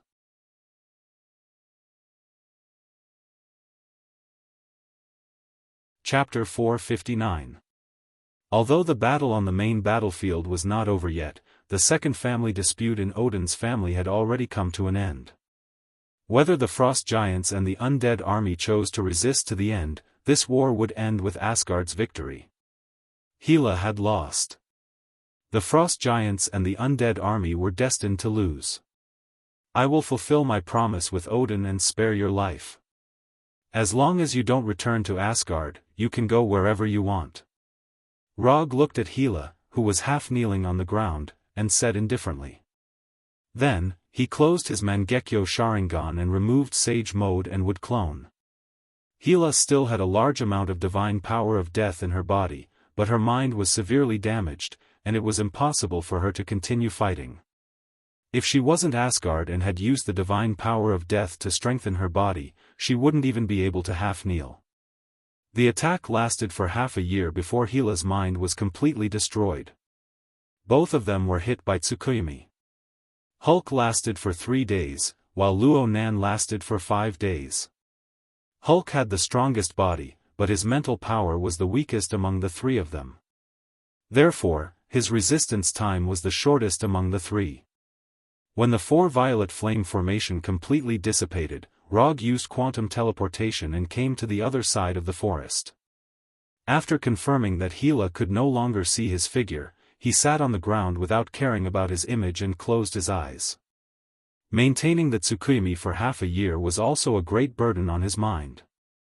If he hadn't deliberately improved his immortal body before, his mind might not have been able to last until Hela collapsed. In terms of willpower, Hela was definitely the strongest he had met so far. As expected of someone who hadn't broken down after being locked up alone for more than 2,000 years. Her willpower was tenacious. Ordinary people would be at risk of a mental breakdown after being locked up for a few days. And Hela had been locked up by Odin for more than 2,600 years. If he remembered correctly, Europe was still in the ancient Greek period, and China was still in the spring and autumn period. No wonder Loki looked down on Earthlings so much. The average lifespan of Asgard people was as high as 5,000 years. Other than the Wuxia civilization that had not been cut off, the average lifespan of the other civilizations on Earth was not as long as the Asgard people. After the four violet flame formation disappeared, the frost giants and Asgard's warriors knew that the battle between Rog and Hela had ended. However, because Rog and Hela did not appear, they could not be sure who the victor was. Although the four violet flame formation was no longer blocking them, they all tacitly chose to wait for the result instead of entering the forest to personally confirm it. Time passed slowly, and half an hour after the four purple flame formation disappeared, they still did not see Hela and Log. Could it be that they had perished together? This conjecture appeared in everyone's mind. After some serious consideration, Thor waved the Thor's hammer in his hand, intending to take a look himself. If Hela had won, then he would inherit Rog's unfulfilled wish and fight with Hela to the end. At the same time, he would avenge Rog. Just as he was about to fly into the forest created by the tree world's descent, a figure slowly floated up from the forest and flew hundreds of meters into the air. It was Rog. The winner was Rog. After seeing that the person floating in the air was Rog, all the Asgard people, including Thor, let out an excited roar. Although they did not know how Rog had done it, they knew that this time, Rog had won. They had won. Long live Asgard! It was unknown which Asgard soldier took the lead to shout this sentence. Then, one soldier after another followed suit, converging into a huge wave of cheers that could topple mountains and overturn seas. Compared to the Asgard army whose morale had reached its peak, the frost giants' expressions were extremely ugly. Lost. He had lost once again. Although they were forced to join Hela's side, a loss was a loss. They had once again lost to Asgard. Amidst the cheers of the Asgard soldiers, the frost giants put down the weapons in their hands and sat down on the bone-chilling ground as if they had accepted their fate. The frost giants used their actions to prove their surrender, while the undead army continued to charge toward the Asgard soldiers without a care for their own lives. Just as the morale of the Asgard soldiers had reached its peak and were about to send the undead back to where they belonged, these brave undead soldiers were like wheat that had been blown by the wind. One by one, they fell down, and the death energy in their bodies quickly dissipated into the air. In less than a few seconds, not a single undead soldier could be seen standing on the battlefield. Hela had made her move. She had personally ended her own undead army. Asgard's Golden Palace, Odin's bedroom. After returning from Jotunheim to Asgard, Rog, Thor, and Loki immediately went to Odin's bedroom. Odin, who was shrouded in a pale golden energy shield, was at the end of his life. Although he was nourished by Asgard's energy, Odin had still reached the end of his life. When Thor half knelt in front of Odin's bed and reported the results of the battle to Odin with a choked voice, Rog slowly came to the other side of the bed. "I have fulfilled our bargain, and she has left Jotunheim alive. She asked me to give this to you and tell you something. Asgard's eldest princess and the goddess of death died the day you sent out the Valkyrie army. The dead will never appear in Asgard again." With that, he put the black sword in his hand beside Odin. Sword of the night sky. This was the weapon that had accompanied Hela the longest. It was also a gift from Odin on the day she awakened the divine power of death. After putting down the sword of the night sky, Rog did not say anything else and silently left Odin's bedroom. The rest of the time belonged to Thor and Loki. That night, the king of Asgard, the father of gods, Odin, passed away. A legend of a generation had come to an end. One day later, Asgard held an Asgard-style funeral for Odin and the soldiers who died in Jotunheim. After attending Odin's funeral, Rog and the others left Asgard and returned to Earth. The moment they stepped onto the Rainbow Bridge with the Eternal Fire and the giant wolf Fenrir, Rog went to Thor, who was sending them off, and gave him a serious order. Protect Asgard well.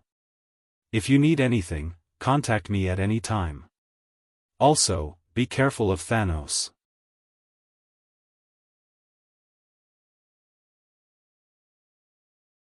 Chapter 460.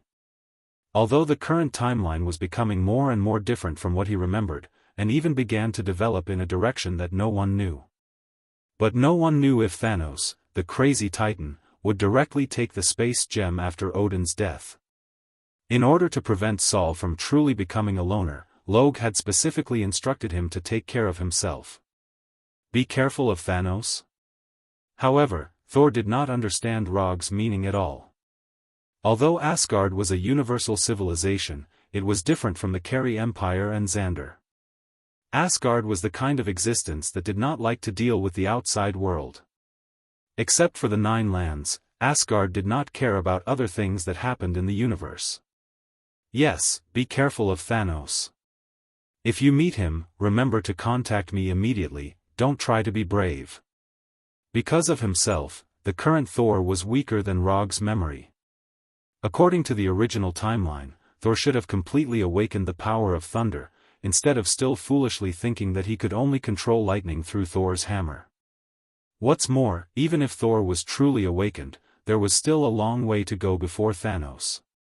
Without relying on foreign objects, Thor after awakening was still not as good as Thanos with his bare hands. Although this comparison was a bit cruel, it was true. Okay. I know. Thor did not continue to ask. After knowing Rog for so long, he knew that Rog had many unknown secrets. Since Rog did not take the initiative to mention it, he would not continue to ask. After instructing Thor, Rog walked into the Bifrost with the giant wolf Fenrir and left Asgard. Although Asgard rarely dealt with the cosmic civilizations outside the Nine Lands, the news of the death of Odin, the father of all gods, would soon spread throughout the universe. At that time, who knew how many ambitious guys would target Asgard? Although he had a good relationship with Thor, Rog could not replace Thor to protect Asgard. Protecting Asgard was the duty of the king of Asgard. It was also the first test after Thor inherited the throne. Hulk and Tawny returned directly to the headquarters in the suburbs of New York through the Bifrost, while Rog returned to Konoha's headquarters in Washington with Fenrir. When Fenrir, with a shoulder height of 4 or 5 meters and a body length of more than 10 meters, walked out of the transmission beam of the Bifrost, a harsh alarm immediately sounded in the Konoha headquarters. However, this alarm only sounded for a few seconds before it was turned off by Hinata. This was because Rog had also walked out of the Rainbow Bridge. Although Fenrir was larger in size, it walked out of the Bifrost earlier than Rog. The reason was simple. When it knew that it was going to the Earth, it became like a husky going to the wild and entered a state of excitement. Even in the fully automatic transmission beam of the Bifrost, it couldn't help but run forward for a distance, trying to reach the Earth earlier. However, when it really walked out of the transmission beam, its excitement immediately disappeared. In Fenrir's memory, the Earth was a country full of food. However, the scene in front of it was completely different from what it remembered. There was no grassland, no forest, no food. The air was also filled with an unpleasant smell. "What are you doing? Let's go." Looking at the motionless Fenrir, Rog turned his head and urged. Woo! After letting out a disappointed whimper, Fenrir lowered its head and followed behind Loge listlessly. Although Fenrir didn't look like a creature from the earth, since it was a pet brought back by Rog, the people of Konoha were not surprised. In the hearts of the people of Konoha, Rog was not only a synonym for strength, but also a synonym for mystery. Even if he said one day that he was a god from ancient times, or an alien from other planets, they wouldn't think he was joking. Because of its huge size, there was no room suitable for Fenrir to live in Konoha. Therefore, Rog took Fenrir directly to a fighter hangar in the headquarters of Konoha. "You live here for the time being. I will ask people to transform the environment here later to make it slightly more in line with your taste. In the headquarters of Konoha, as long as you can get in, you can go. In addition, I will ask Hinata to introduce you to the people in the headquarters of Konoha. The guy called Abomination is your spiritual beast senpai. If there is anything you don't understand, you can. At this point, Rog finally realized what was going on. Although Fenrir could hear them, they couldn't understand Fenrir's wolf language. Well, I will try to make you speak as much as possible so that you can communicate with them in the future. Remember, without my permission, you can't leave the headquarters of Konoha, understand? After Rog finished, Fenrir nodded weakly, and then directly lay on the concrete floor of the hangar. Looking at the disappointed look on Fenrir's face, Rog also sighed helplessly. It was indeed not appropriate to let Fenrir live in the hangar. But this was also something that couldn't be helped. Although summoning jutsu can ignore the distance to a certain extent and directly summon the beast to the caster's side. But summoning jutsu is not omnipotent. It is impossible to really ignore the distance and summon the beast from anywhere. If Fenrir stays in Asgard, it is basically no different from completely abandoning it. Although there is no rigorous calculation, the limit of summoning jutsu should be almost the distance of a planet. As long as it is on the same planet, it will not fail. But as long as it exceeds this distance, the probability of failure is greatly increased. Don't be so listless. When the people outside know that you are my wolf, as long as you don't enter the city where humans live, you can go anywhere you want. Touching Fenrir's huge wolf head, Rog comforted it. After comforting Fenrir, Rog used quantum transmission to return to his office. He doesn't need to do this kind of thing himself to introduce everyone in Konoha to Fenrir. Hinata will naturally arrange everything. Hinata, Project Dr. Connor's recent research report. As soon as the voice fell, a virtual display screen appeared in front of Rog, which recorded the latest research progress of Dr. Connors. Before he left the Earth, Dr. Connors had already begun his research on Super Skrull. Counting the time, more than half a month has passed. After browsing Dr. Connors' recent research report in detail, Rog frowned. Although Dr. Connors is the most proficient expert in the field of biology in Konoha, it is a pity that he is still a long way from the super geniuses like Tani and Banner. Even with 3 living Super Skrulls, Dr. Connor's progress is still not optimistic.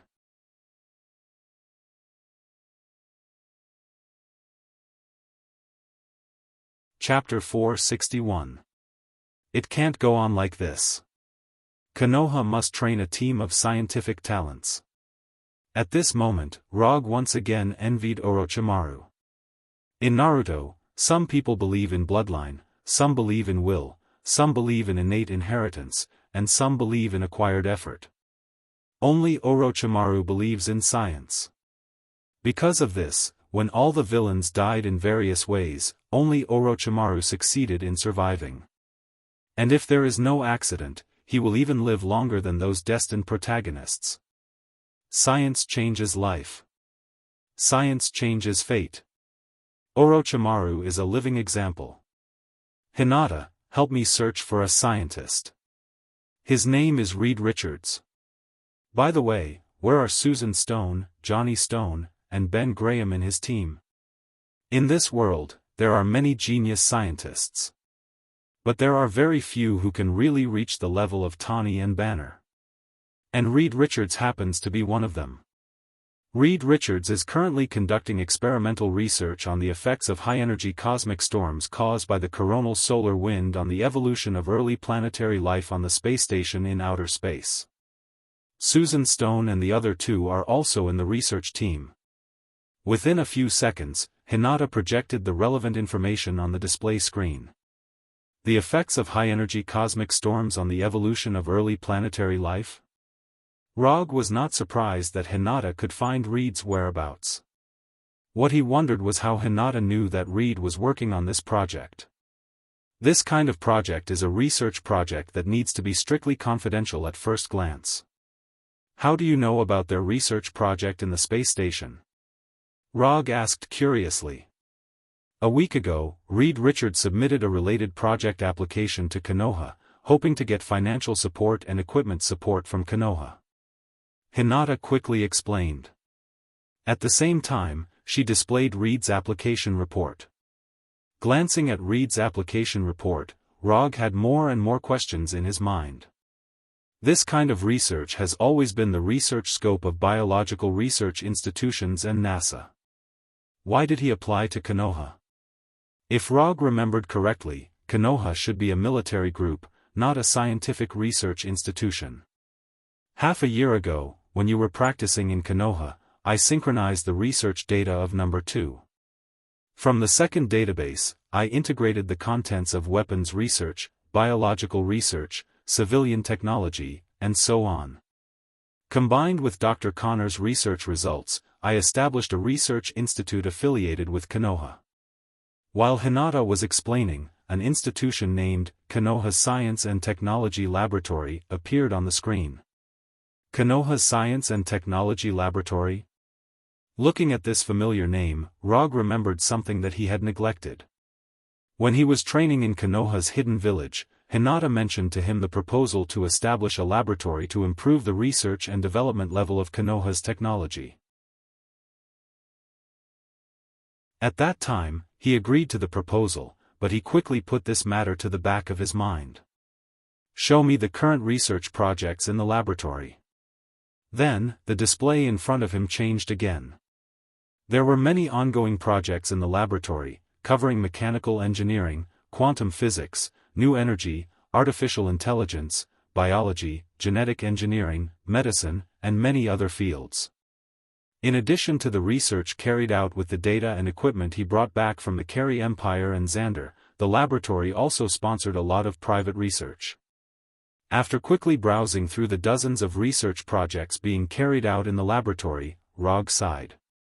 Then, he said in a serious tone, "Hinata, you are playing with fire." Hinata, who had always answered his questions, suddenly became quiet at this time. It wasn't until more than 10 seconds later that she replied, "Hinata wants to try it." What Rog said about playing with fire was not referring to Hinata's further research on the alien technology and data, but the research that Hinata was conducting in secret. On the surface, there was nothing wrong with the research being carried out in the laboratory. But from these studies, Rog saw some unabashedly related projects. And after all these related projects were integrated, it was a taboo research that challenged the laws of nature. Androids. The project that Hinata was secretly researching was androids. Not clones, nor artificial intelligence robots like Ultron, but androids in the true sense. Rog thought that Hinata should be the most obedient of all his subordinates. However, he didn't expect that Hinata's madness was far beyond that of others. After 2 or 3 minutes of silence, he spoke again, "And these research projects?" Rog-sama, Hinata's electronic synthetic voice, which had always been emotionless, showed obvious fluctuations. "These things can't be studied on Earth. All of them will be transferred to Konoha's hidden village. I will give you the highest authorization authority. You can mobilize all of Konoha's resources. The calculation matrix data of Genjutsu, Dr. Banner's plan to implant artificial intelligence into organic creatures, Dr. Zhao Hailuan's Cradle of Regeneration project data, I will find a way to get these materials to you. Since you want your own body, then I will help you." In terms of madness, Rog was the craziest one in Konoha.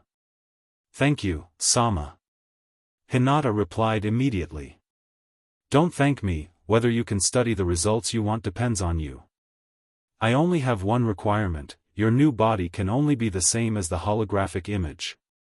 As for which one to choose, you choose." After instructing Hinata, Rog put his thoughts back on Reed. Reed just went to the space station to study the space storm, so there is a high probability that he hasn't mutated yet. Of course, it is not ruled out that he won't become Mr. Miracle at all in this world. Whether he becomes Mr. Miracle or not, it won't affect Rog's plan.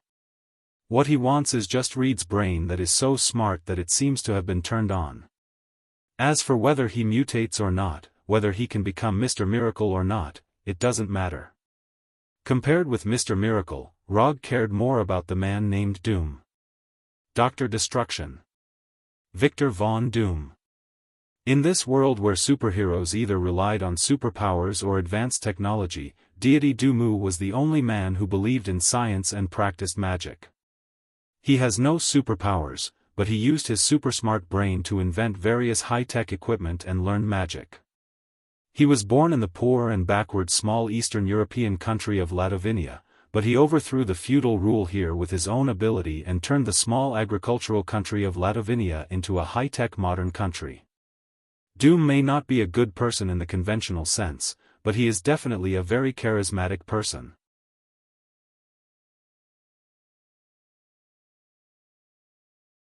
Chapter 462. If there was a chance, he must meet this magic and technology dual cultivator, Lord Doom. It was no less than Iron Man's high-tech armor, and his magic level could compete with Doctor Strange's. It would be too much of a pity if such an ambitious and ruthless person did not meet him. If Rog remembered correctly, Lord Doom had a similar experience as himself. Victor Von Doom, Doctor of Destruction, was one of the few Earthlings on Earth who had fought with the Lord of Hell, Mephisto, and returned alive. And in terms of the number of times he had fought against Mephisto, Lord Doom had fought against him more than Rog. Lord Doom's mother, Cynthia, was a gypsy witch. In order to rebel against King Vladimir, who ruled Ladovinia at the time, she prayed for power from Mephisto. The result was no different from the previous supplicants. Lord Doom's mother was deceived by Mephisto, and her soul was imprisoned in hell, becoming Mephisto's plaything. After overthrowing the old king's rule, Lord Doom summoned Mephisto and accepted Mephisto's bet. Every year, Mephisto gave Lord Doom a chance to fight for his mother's freedom. If he won, his mother's soul would regain freedom and ascend to heaven. If he lost, the people of Ladovinia would despise him. Every time he lost, his people would despise him even more. If he lost too many times, Doom would become the most useless and incapable ruler in the history of Ladovinia. Lord Doom set the town where his mother, Cynthia, died as the new capital of Ladovinia. When the blizzard came, he would come to the deepest dungeon of Ladovinia to fight for the freedom of his mother, Cynthia. In Rog's memory, Lord Doom finally joined forces with Doctor Strange and successfully deceived Mephisto, allowing his mother to be redeemed and ascend to heaven. However, this was only his memory before he transmigrated. As for whether this future would develop like this, he was not sure now. After all, his legendary junior brother, Doctor Strange, had yet to go to Camartage, let alone inherit the title of Ancient One Sorcerer Supreme. Although Lord Doom was a villain, to be honest, Rog still admired him. Except for deceiving the US military once, he didn't do anything outrageous.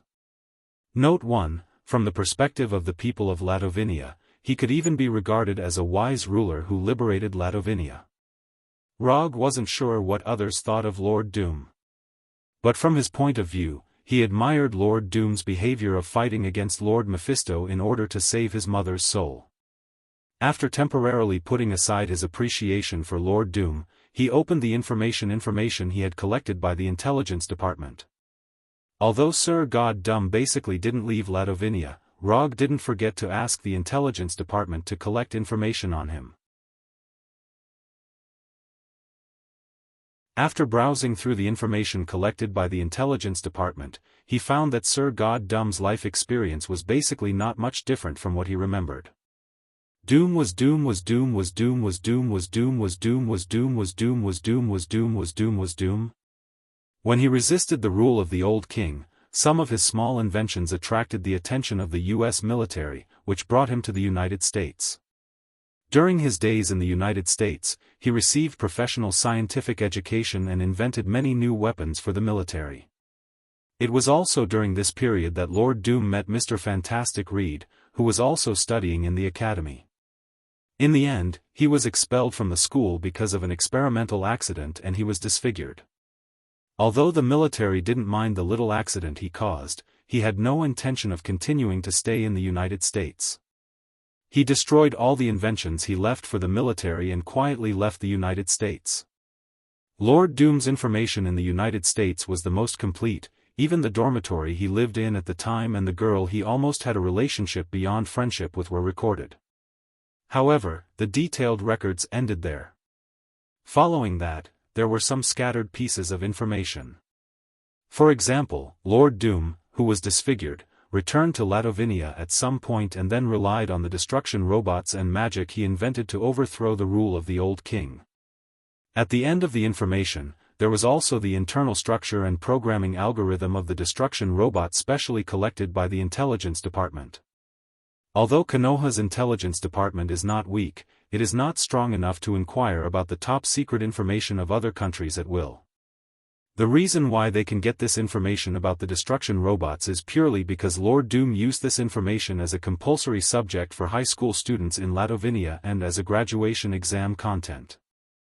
According to the information collected by the Intelligence Department, this is a decision made by Lord Doom in order to raise the next generation's awareness of danger in times of peace and to improve the ability of Ladovinia's citizens to protect themselves and fight back in times of national disaster. Note 2, one had to admit that Sir God Dumu's way of doing things was very unique. But Rog appreciates his approach. This is what it means to be a formidable person. If there is a chance, Rog really wants to have a drink with this Lord Doom. Time passed day by day.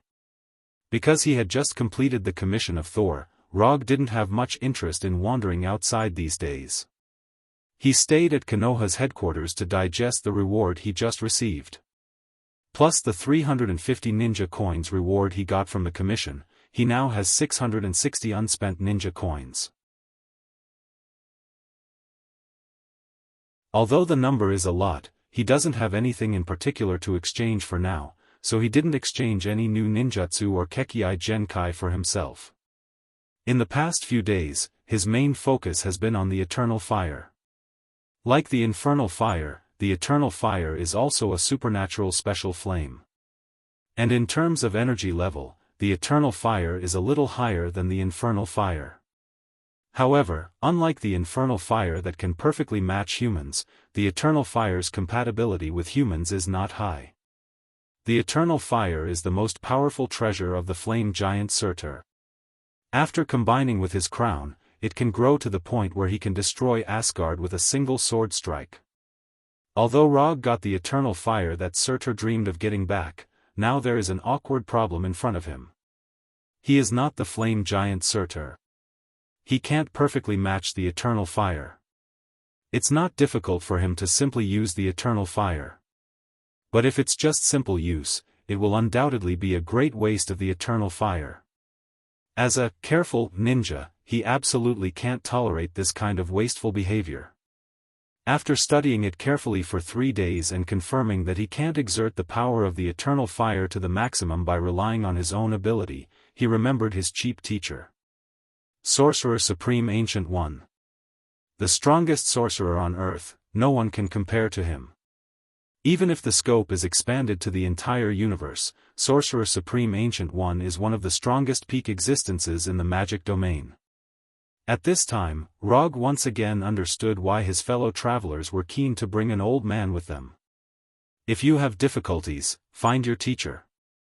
Without further ado, Rog used quantum teleportation to come to Fenrir's new home and woke it up from its afternoon nap. Get up and come with me to see my teacher. Before Fenrir was completely awake, he opened the portal to Camartage, and then rushed the confused Fenrir into the portal. If it's just to see Ancient One, Rog can go by himself. In order to avoid Fenrir being attacked by Camartage sorcerers as a different world's magical beast in the future, it's necessary to introduce Fenrir to Camartage's people in advance. Although most of the sorcerers in Camartage can't be Fenrir's opponent, the process still has to be followed. At least after doing this, Camartage's people will know that Fenrir is his wolf and enjoys his protection. Of course, if Fenrir causes any trouble, he will also take full responsibility. It's a very irresponsible practice to only enjoy the pleasure brought by pets and not be responsible for the behavior of pets. Before crossing, he was extremely disgusted with those irresponsible poop picker. Just like when he returned to Konoha headquarters, when Fenrir appeared in Kamartaj, it immediately put Kamartaj into a state of alert. But when they saw Rog riding on Fenrir's back, these sorcerers quickly calmed down as if nothing had happened. You stay here and don't go anywhere. If someone wants to come and touch you, you have to bear with it first. After that, Rog left Fenrir alone in the square and quickly disappeared in front of him. It didn't take long for him to come to the familiar reception hall and saw Ancient One, who was still making tea. He didn't know if it was his own illusion, but when he saw Ancient One again, he felt that his cheap sensei seemed to be different. However, he couldn't pinpoint exactly what was different. It was just a pure intuition. Sensei, Rog said respectfully, and then sat on the futon opposite Ancient One. Life and death are one of the basic laws of the world. It's not a good habit to bring a dead life back to the world. Ancient One's tone was as calm as ever, but Rog could hear that she was hinting that his practice was a bit over the line. Only this time, there won't be a next time. After taking the honey tea handed over by Ancient One, Rog silently explained. Tell me, what did you encounter this time? After taking a sip of the freshly brewed honey tea, Ancient One spoke again. Actually, it's not a big deal, I just want to ask Sensei if you have any information about the eternal fire. As soon as his voice fell, Rog summoned a small cluster of eternal fire to his right hand and displayed the eternal fire in front of Ancient One. After he summoned the eternal fire, Ancient One's eyes suddenly lit up, and then she picked up the folding fan on the table with her left hand, and forcibly guided the eternal fire burning in his right hand onto the folding fan. This works too? Although he watched Ancient One use the folding fan to guide away the eternal fire in his hand, Rog didn't feel anything strange at all. He couldn't even see what kind of technique Ancient One had used. An expert is an expert. Any casual move is mysterious and unpredictable. Rog sighed silently in his heart, and then patiently waited for Ancient One's answer. The last time I saw the eternal fire, it was in Odin's treasure house. In the blink of an eye, things have changed. Ancient One, who has always been calm, showed a rare look of regret. This is the treasure of the flame giant Surtur, which you should know very well. Looking at you, you should want to know how to fully exert the power of the eternal fire.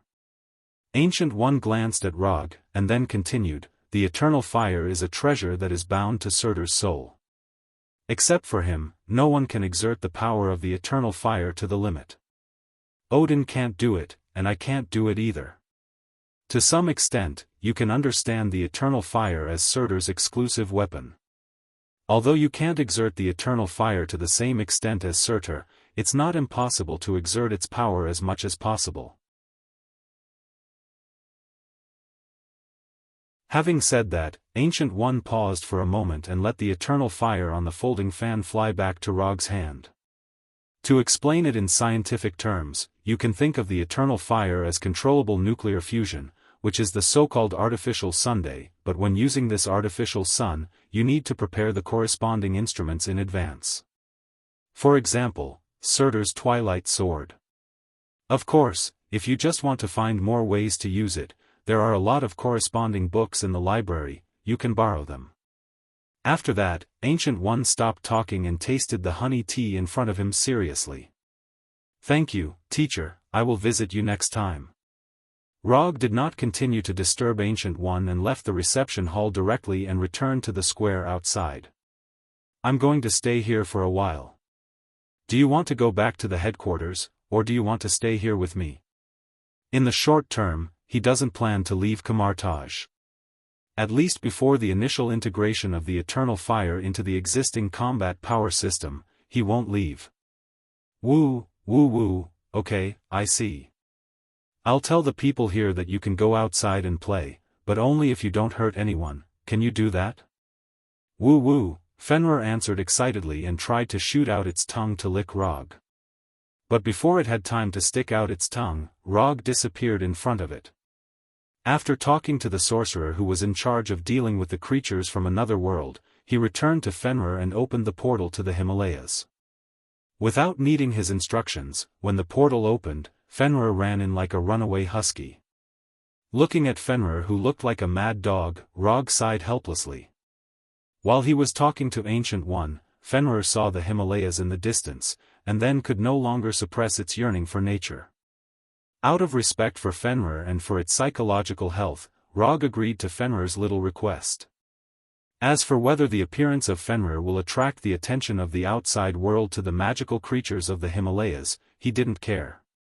He has already considered that if Fenrir is discovered by the outside world, he will announce Fenrir's existence to the public on the grounds of capturing a prehistoric mysterious creature. If it is not discovered, it is even simpler.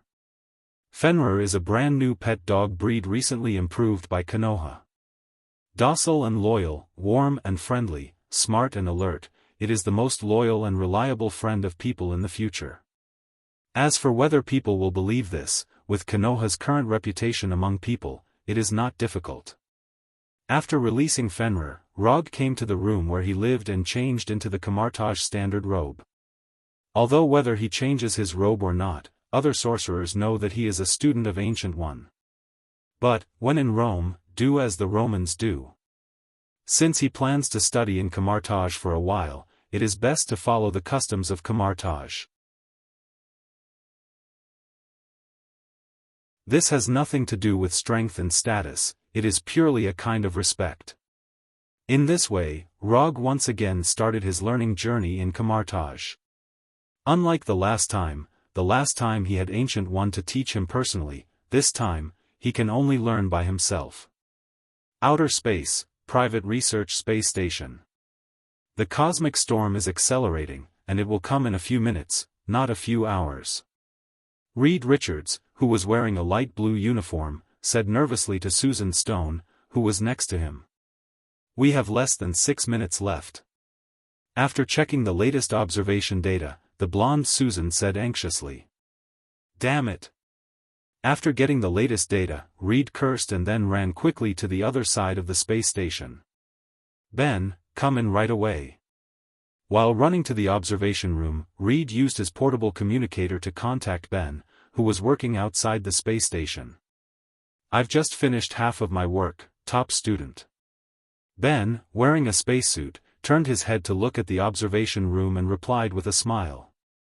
"Ben, come back right away." Reed said again. Ben heard Reed's anxiety. After working with Reed for so many years, it was the first time he heard Reed's anxious tone. Although he didn't know what was going on, Ben decided to follow Reed's reminder and return to the space station. However, at the moment he turned around, he saw a cosmic vision that he had never seen before. In the orange-red cosmic storm, energy beams flashed like golden lightning. This cosmic storm, more gorgeous than the aurora, quickly approached the space station at a terrifying speed. "Brothers, I can't go back," Ben said with a bitter smile in a resigned tone. "Ben, jump over here, this is the only way." At this time, Susan's younger brother, Johnny, gave his own advice. At the same time, Susan in the main control room ignored the reminders of the other staff and ran to the observation room. However, she didn't expect that just as she ran out of the door of the main control room, the staff inside activated the protective shield and completely isolated the main control room. In terms of safety procedures, these staff's approach was not wrong. However, at a time like this, their choice was a little too inhumane. Susan ignored the gradually closing protective shield and continued to run to the observation room. Reed and Ben were Susan's classmates and friends. The real reason why she risked her life to run to the observation room was because of her brother, Johnny. As a sister, she couldn't do nothing when her brother was in danger. While Susan quickly rushed to the observation room, Ben, wearing a heavy spacesuit, also made the craziest jump of his life so far. At the moment when Ben took off, the cosmic storm caused by the coronal solar wind came to the space station and surged through their bodies like a wave. Ben in outer space, Reed and Johnny in the observation room, and Susan on the runway were all completely swallowed by the cosmic storm at this moment. Rog's boring learning process in Camartage lasted for more than half a month. After he finished reading dozens of magic books that were 5 or 6 centimeters thick, he finally ended this boring magic learning journey. The more he learned about magic theories that were completely different from the scientific and technological civilization, the more he admired Lord Doom. Compared with the mainstream scientific and technological civilization of the Earth, magic explains the existence of this world from another perspective. The collision of two different civilizations brought about a subversive change in understanding. Even with the magic foundation laid by Ancient One and the ninjutsu theory he mastered, the learning of these magic theories still gave him a headache. After saying goodbye to Ancient One, Rog returned to Konoha's headquarters in Washington alone. Although he didn't bring Fenrir back, he wasn't worried that Fenrir would disappear. With summoning technique, there is no possibility of Fenrir going missing. After returning to his room, he took a comfortable bath and enjoyed a comfortable afternoon nap before coming to his office again. During the time when he was learning magic, Hinata moved all the research projects about androids in the Konoha Science and Technology Laboratory to Konoha's hidden village on Tatooine. In order to complete the research as soon as possible, Hinata even transferred her main program over and changed its position with number 2 in Konoha's hidden village. Now, Hinata number 2 is in charge of Konoha's headquarters. Number 2, is there any recent news about mysterious creatures in the Himalayas? Yes. As soon as the voice fell, number 2 projected the relevant news in front of Rog. Although there are few people in the Himalayas, there are still many mountaineers and indigenous people who found traces of Fenrir. In addition to the pictures taken by these mountaineers and indigenous people, Fenrir's traces were also discovered by reporters from some news channels. Giant wild wolf in the Himalayas, suspected to be a prehistoric ancient creature. Prehistoric behemoth appears. Top biologists gather in the Himalayas. The mythical wolf? The view of Norse mythology researchers. The sign of the end. The countdown to the destruction of human civilization. Unlike the previous news about unknown creatures, the news published recently, without exception, took clear photos. One of the most intuitive pictures was when Fenrir came in front of a photographer and ate the photographer's transportation, a pack horse that had just reached adulthood. The picture of Fenrir opening its mouth and quickly swallowing the pack horse was completely captured by the photographer, letting the audience around the world understand a fact they should have known long ago. Wolves in the wild are dangerous. Giant wild wolves in the wild are even more dangerous. Number 2, prepare a press conference in the name of Konoha, including the following 3 points. First, for the sake of public safety, Konoha captured this prehistoric giant wild wolf. Second, after communication, this giant wolf named Fenrir expressed the desire to join Konoha's intelligence agency. Third, Konoha agreed to the application of the giant wolf Fenrir and reached a consensus on friendly cooperation and joint maintenance of the world's security. Although this is a statement that can't stand up to scrutiny and can even be regarded as very deceptive, Rog doesn't care about this at all. He just needs an opportunity to publicly announce Fenrir. As for whether other people believe it or not, it's their problem. If they have any dissatisfaction, they can ask Fenrir's wolf in person. However, he estimated that no one would dare to do this, and Fenrir would never pay attention to them. Okay, the time of the press conference is scheduled at 1:00 tomorrow afternoon, the location is in the headquarters square. Number 2 quickly gave a reply. Reed Richards and the others have not returned to the Earth. If they come back, send them an invitation letter from Konoha and invite them to come to Konoha. After solving Fenrir's matter, Rog turned his attention back to Reed. A week ago, the space station where Reed Richards was located was hit by a cosmic storm, and the research was forced to be suspended. At present, they are being observed in isolation in the hospital to check whether they have been exposed to radiation from the cosmic storm. The test results are normal, and they can be discharged from the hospital tomorrow. This is their physical examination report. After that, Number 2 projected the examination report of Reed and the others.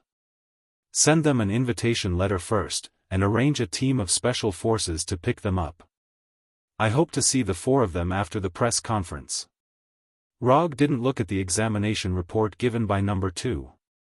Since Reed and the others suffered from the cosmic storm, their fate was doomed. The Fantastic Four. Whether they want to or not, this is their next life. As for why the hospital's examination report shows normal, the reason is very simple. Because the radiation impact of the cosmic storm has not yet begun, they are now in the final stage of normal human beings. After a while, they can completely say goodbye to the identity of normal human beings. The next afternoon, the press conference about Fenrir was held on time, and Rog also summoned Fenrir, who was playing in the Himalayas, back in advance. He did not attend the press conference, but gave the task to Frank the Punisher. As he guessed, when Frank seriously said the excuse he casually made up yesterday, the reporters present showed an expression of, "Are you kidding me?" Although they knew that this was an excuse to fool people, after seeing Fenrir lying next to Frank, they wisely chose to shut up. The press conference ended smoothly according to the established process, and Fenrir officially became a Konoha agent with a legal establishment. Not long after the press conference, Rog saw the future Fantastic Four in the conference room. Just as he remembered, the man who looked like a researcher was Reed Richards, the future Mr. Fantastic. The bald, brawny man was Ben Graham. He used to be a pilot in the Marine Corps. Now, he was a NASA astronaut and a future Stone Man. The youngest and most handsome one was Johnny Stone. He was an arrogant and unruly mechanic cum racer who did things his own way. He was the future Thunderfire.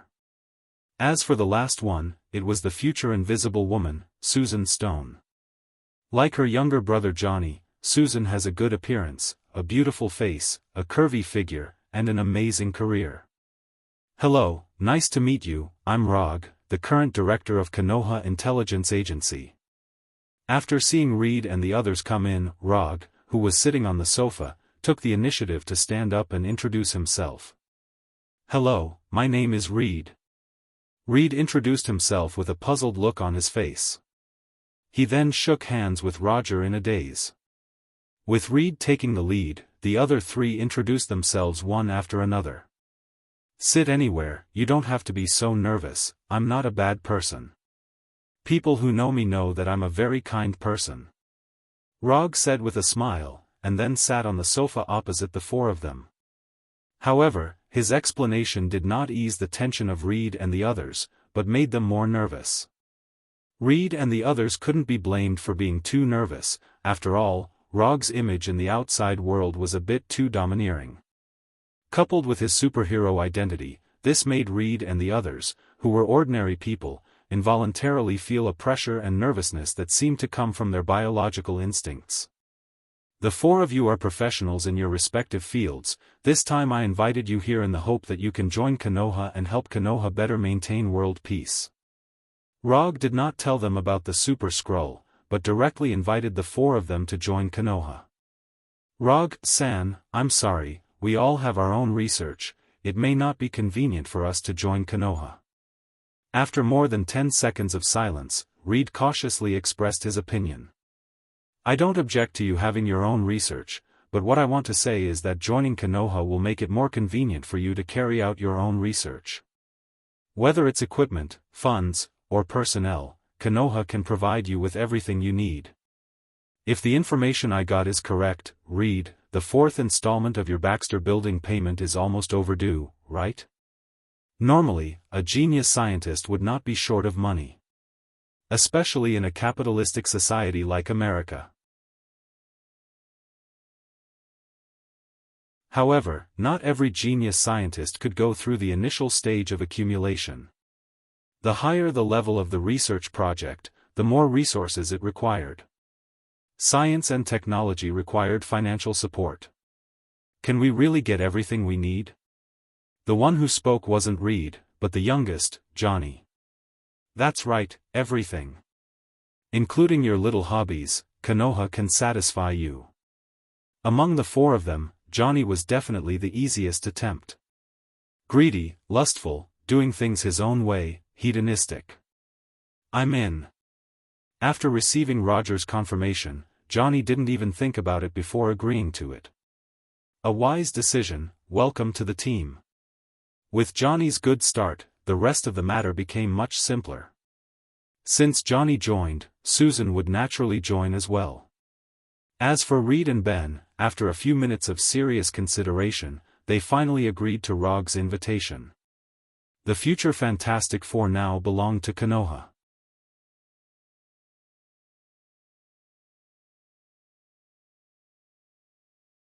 Chapter 463. Other than Johnny, the other three didn't seem to be very willing to do so. But Rog didn't take it to heart. Although in web novels, there was never a lack of protagonists who would join in regardless of life and death. But he never felt that this kind of thing would happen to him. You encountered a sudden space storm in the space station last week. Although you have done a detailed examination and received normal test results. But I see something different in you. If you don't mind, you can stay in Konoha for a few days. After you stabilize a little, you can consider whether you want to live in the Konoha headquarters. Rog didn't directly tell the four of them that they were going to mutate soon. Instead, he said it like a fraud. Something different? If the person who said this wasn't Rog, Reed wouldn't believe a word. As a super genius with a doctorate in engineering, mathematics, physics, and other fields, Reed didn't have any doubts about the results of scientific tests. In this regard, Reed was very similar to the former Tawny. They both felt that everything in the world could be explained by science. However, the facts proved again and again that science was not the only truth in the world. Tawny has further expanded his thinking and vision, while Reed stayed at the stage before Tawny. Sorry, is it convenient to ask what it is? For some reason, Susan always felt that Rog seemed to know something, but he didn't want to disclose it to them. I just saw something from you that doesn't belong to Earth. I'm not sure what it is. Maybe we just need to wait a few days and we will know the final answer. Rog continued to speak in the tone of a charlatan. There is nothing to be afraid of. Didn't we do a comprehensive physical examination? We are healthy. Unlike Reed and Susan, who had solemn expressions, Johnny had an indifferent look on his face. He could even be said to be a little happy. Golden thigh. A golden thigh thicker than he imagined. Johnny now began to fantasize about his good life after joining Konoha. Although Konoha didn't have a good reputation in the outside world, it wasn't a problem for Johnny. If he cared about other people's opinions, he wouldn't have become the arrogant and unruly person he was today. Under the lead of a female assistant with a good figure, Reed and the other three left the reception room and went to the room arranged for them by number 2. When the door of the reception room closed, Rog activated Byakugan. The words just now were purely made up based on his previous memory. He didn't see anything abnormal in Reed and the other three. But with his normal vision just now, he couldn't see anything abnormal. However, when he activated Byakugan and used his unreasonable supervision to look at them, he saw what he wanted to see. The radiation mutation brought about by the cosmic storm had begun. He looked away from Susan, closed Byakugan, and began to organize the things he had to deal with next. First, he had to help the Fantastic to adapt to the superpowers as soon as possible. Even if he did not intervene, the four of them would be able to completely adapt to the changes in their bodies. However, this would take a lot more time. And time was the cost. After dealing with the four of them, he would take the time to go to Ladovinia, which was ruled by Lord Dumb, to meet this supervillain, who was both good and evil. He also wanted to see if he could cooperate with Lord Doom, such as joining forces to deal with Lord Mephisto. Finally, he had to wait for the results of Dr. Connors and Reed's research on the Super Skrull's cloning ability. Of course, while waiting for the results of the research, he wouldn't be idle. After all, no one knew how long it would take the two of them to study the best results. In addition to these things, there were basically some routine activities such as daily training and executing commissions. If everything went well, this should be his next arrangement. If it didn't go well, for example, if Thanos suddenly had the idea of Asgard without Odin, then it was hard to say what would happen next. On the first day of Reed and the others' stay in Konoha, nothing special happened. Although the mutation in their bodies continued, it had not developed to the point where it was obvious. On this day, Rog basically took them around Konoha and introduced them to the people of Konoha so that they had a preliminary understanding of Konoha. As he guessed, when Reed saw the Super Skrull research being carried out by Dr. Connors, he was completely attracted. The reason why Reed went to the space station for research was to study the impact of the cosmic storm on the early life of a planet. But now, there were 3 Super Skrulls that did not belong to Earth in front of him, showing him another possibility of planetary life. For Reed, this was like a scene that would only appear in his beautiful imagination, suddenly appearing in reality. It was difficult to impress a genius scientist, but it was also easy to say the same thing. As long as you can provide him with a research topic that he is interested in and do not restrict his research, he will not hesitate to take the bait. Rog did not deny that Reed was a super genius, otherwise, he would not have the idea of pulling him into Konoha. But Reed's genius was only reflected in scientific research. If only 1/10 of his genius could be reflected in interpersonal communication, he would not have been unable to get Susan, who he had been secretly in love with since college. Reed was attracted by Dr. Connor's research, and Johnny was completely fascinated by Konoha. There were too many things in Konoha that could impress Johnny. Rog simply agreed to take him out for a ride in a Quinjet, and he had a feeling of meeting a confidant. He almost called Rog a brother directly. Unlike Reed and Johnny, who had a strong preference, Susan and Ben were much calmer. Especially Ben, who had served in the Marine Corps, was as calm as his future superpower. Throughout the day, he was like a tourist visiting Konoha, always keeping calm. As the only woman in the team, Susan was not particularly interested in the existence of research and equipment in Konoha. However, after she met Daisy and Wanda, everything was different. Both women, Susan had a natural sense of intimacy with Daisy and Wanda. More importantly, she was obsessed with Daisy's and Wanda's superpowers as if she was a superstar. It was not only men who had hero worship when they were young, but women also had it. In less than a day, the 3 of them became best friends who had been together for many years. Daisy and Wanda did not have a happy childhood, and Susan had a good childhood, which happened to be the existence they had fantasized about. For Susan, Daisy and Wanda with superpowers were the future she had fantasized about when she was a child, but she could not have it. Especially after listening to Daisy's story of leading Konoha's special forces to hunt down Hydra and fight the Skrull, Susan had an inexplicable worship for Daisy. The friendship between women was born so quickly. The first day of Reed's group of 4 in Konoha passed peacefully. Except for Ben, the other 3 were well integrated into Konoha's life. Reed went to Dr. Connor's lab early in the morning to study the Super Skrull with Dr. Connors. Johnny, who had just finished driving the Quinjet yesterday, had his eyes on Rog's limited edition sports car in Konoha's garage today. After getting Rog's permission, he drove the sports car out of Konoha's headquarters and began his hunting trip in Washington. As for Susan, Rog did not know where she went today. According to Number 2's report, Daisy, Wanda, and Susan quietly left Konoha's headquarters at dawn. Rog did not ask Number 2 to confirm their whereabouts. With Daisy and Wanda's abilities, even if they encountered trouble, they had enough ability to solve it. The only thing he had to worry about was whether or not Susan would suddenly awaken her superpower outside. However, with Daisy and Wanda, even if Susan really awakened her superpower outside, it would not be a particularly troublesome matter. Both Daisy and Wanda had experienced the awakening of their superpowers and had enough experience to deal with this kind of thing. It was night in an instant. Just when Rog thought that today would be peaceful, Number 2 suddenly took the initiative to project in front of him, interrupting his preparation to fall asleep.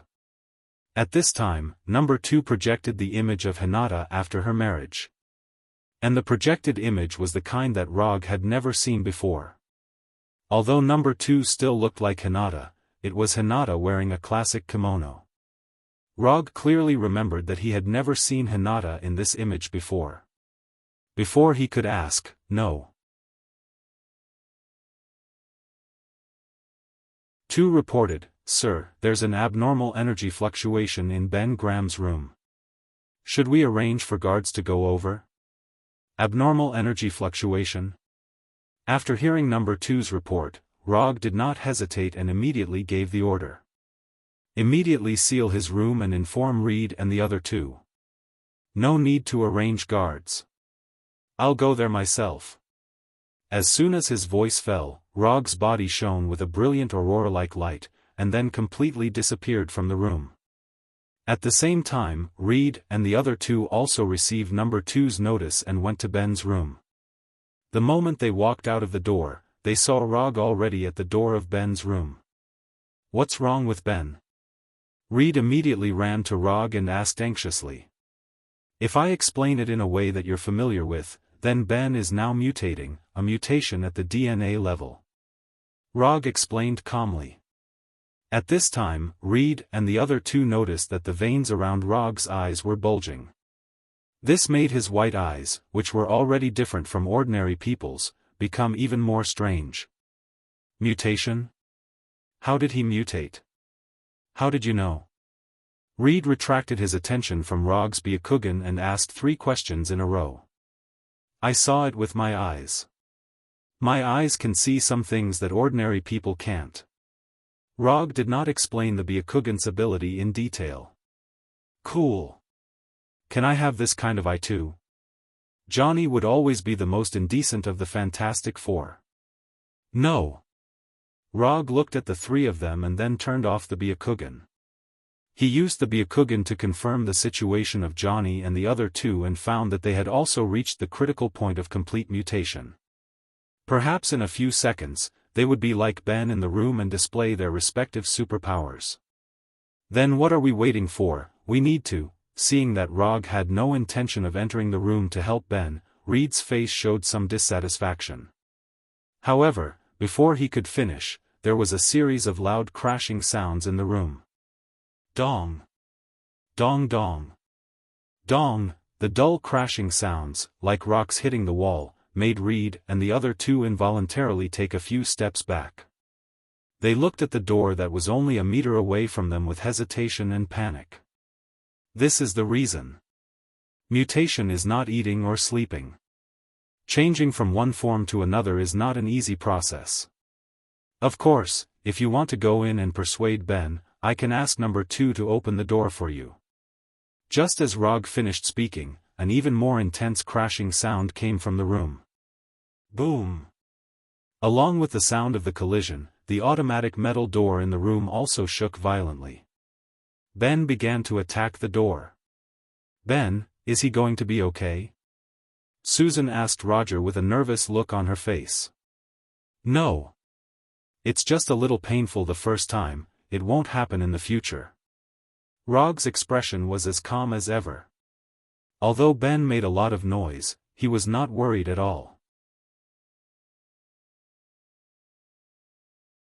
Even if Ben mutated, it was nothing more than turning from a normal human into a stone man. Not to mention Ben, who was less than 2 meters tall, he had even killed 2 stone golems that were 4 or 5 meters tall. Seeing Reed looking at the metal door with a worried face, Rog sighed slightly. Did the 3 of them forget something? "Let me ask you a question, what do you think is the reason for Ben's mutation?" In the first few seconds, Reed and the others were still seriously thinking about why Ben suddenly mutated. Then, they finally reacted. Rog was not asking them why Ben mutated at all, but reminding them. "Fuck. I told you a long time ago, don't study things outside the Earth, you just don't listen. Although Johnny is the least serious of the Fantastic Four, it doesn't mean that he is really brainless. You knew about this from the beginning, so you called us all to Konoha?" Unlike Johnny, who complained and scolded, Susan was so calm at this time that she didn't look like a woman. "No. I just guessed this possibility, but I don't have any substantial evidence."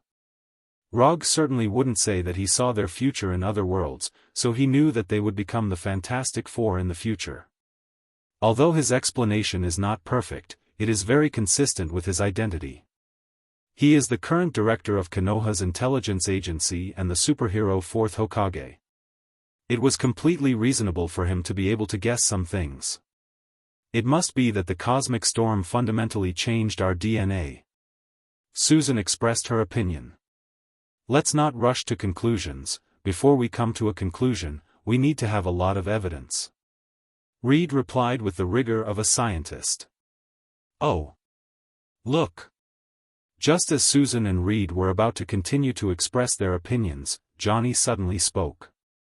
Turning around, Rog and the others saw Johnny with his left hand burning. The scene in front of them was completely beyond the scope of Susan and Reed's understanding. Just as they were about to say something, the flame on Johnny's left hand suddenly soared and completely engulfed him. "Johnny!" Susan instinctively shouted as she looked at Johnny, who was completely engulfed by the flame. However, in the next second, a waterfall like water appeared out of thin air above Johnny's head and poured down. Johnny, who was hit by the water, staggered and directly fell to the ground. The orange-red flame burning on his body completely disappeared. What disappeared with the flame was his clothes. Johnny's mutated flame superpower was very cool, but unfortunately, he mutated into a natural flame. Without oxygen, it will extinguish. It will also be extinguished by a large amount of water.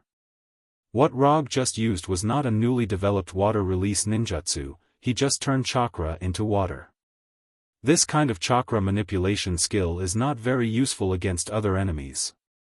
But it is very suitable for Johnny, who can only produce natural fire. "Did you see that? I can produce flames. I also have superpowers." Johnny, who was washed down by the water, directly got up and excitedly gestured with his hands open. "Not only did we see the flame, but we also saw your..." Rog pointed to Johnny's unusually cool lower body with his finger. Johnny looked in the direction of Rog's finger. Reaching out, turning around, all in one breath. When Johnny's back was facing them, Reed leisurely said, "You are right, the cosmic storm changed our DNA." In the next second, Reed made a request to Rog. "Rog, I need to borrow Konoha's laboratory, now, immediately." "No problem." After getting Rog's approval, Reed did not stop. He directly pulled Susan and quickly walked in the direction of the laboratory. "They have left, don't you want to go back and put on some clothes?" Looking at Johnny's classic naked butt, Rog warmly reminded him. Note 1, Johnny did not say a word, he lowered his head and returned to his room. A few minutes later, Ben's room was completely quiet. When there was no sound coming from inside, Rog signaled number 2 to open the door and walked into the devastated room. The originally clean and tidy room now looked like it had been bombed by a bomb. There was no complete furniture in the room, it was all broken furniture and electrical corpses. In the corner of the room, Rog saw Ben's completely changed appearance. At this time, Ben was like a bullied child, he hugged his knees and squatted in the corner. "Take it easy, fate is not as bad as you think." Ben served in the Marine Corps before. According to common sense, his will was stronger than the average person. But unfortunately, what he encountered now was a mutation that completely subverted the state of life. "I want to see Debbie, we agreed that no matter what happens, we will always be together. Can you help me?" Ben said in a low tone. "Buddy, I don't think this is a good idea." Debbie was Ben's fiancée. Rog saw information about Debbie in Ben's information. "Help me, okay?" Ben made another request.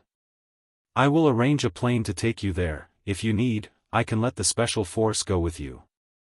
"No, thank you." More than 10 minutes later, a Quinjet took off from the hangar and flew to New York with Ben, who had simply changed his clothes. Over the next few days, Reed and Dr. Connors thoroughly examined Susan, Johnny, and Ben from top to bottom, inside and out.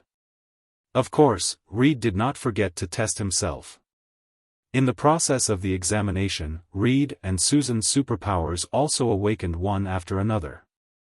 Reed was responsible for studying the cause of the mutation, and Dr. Connors was responsible for testing their superpowers. Reed had obtained a super-elastic body. He could extend his body substantially like rubber, and he could also change his shape through super-elasticity, turning into various shapes such as cylinders, cubes, parachutes, and so on. Johnny gained the ability to create and manipulate flames. After testing, he could maintain his flames for 17 hours and achieve supersonic flight while burning his whole body. In addition, he could also burst out a flame explosion as high as 550,000 degrees Celsius, like a new star. Note 2, however, this flame explosion would exhaust all his energy and make him lose his superpowers for a short time. Susan could make herself, others, or objects invisible. However, her invisibility ability was not real invisibility, but it blocked the light and created an invisible effect on the naked eye. In addition, she could also create an invisible force field. The superpowers awakened by Reed and the other two did not cause any changes to their appearance. As for Ben, the only one who changed his appearance, he became extremely depressed after seeing Debbie. He had obtained a rock-like body and great strength, but his heart had become incomparably fragile and sensitive. Strong on the outside and soft on the inside, this was the true portrayal of Ben now. After reading the report submitted by Reed and Dr. Connors, Rog arranged the hero titles that originally belonged to them.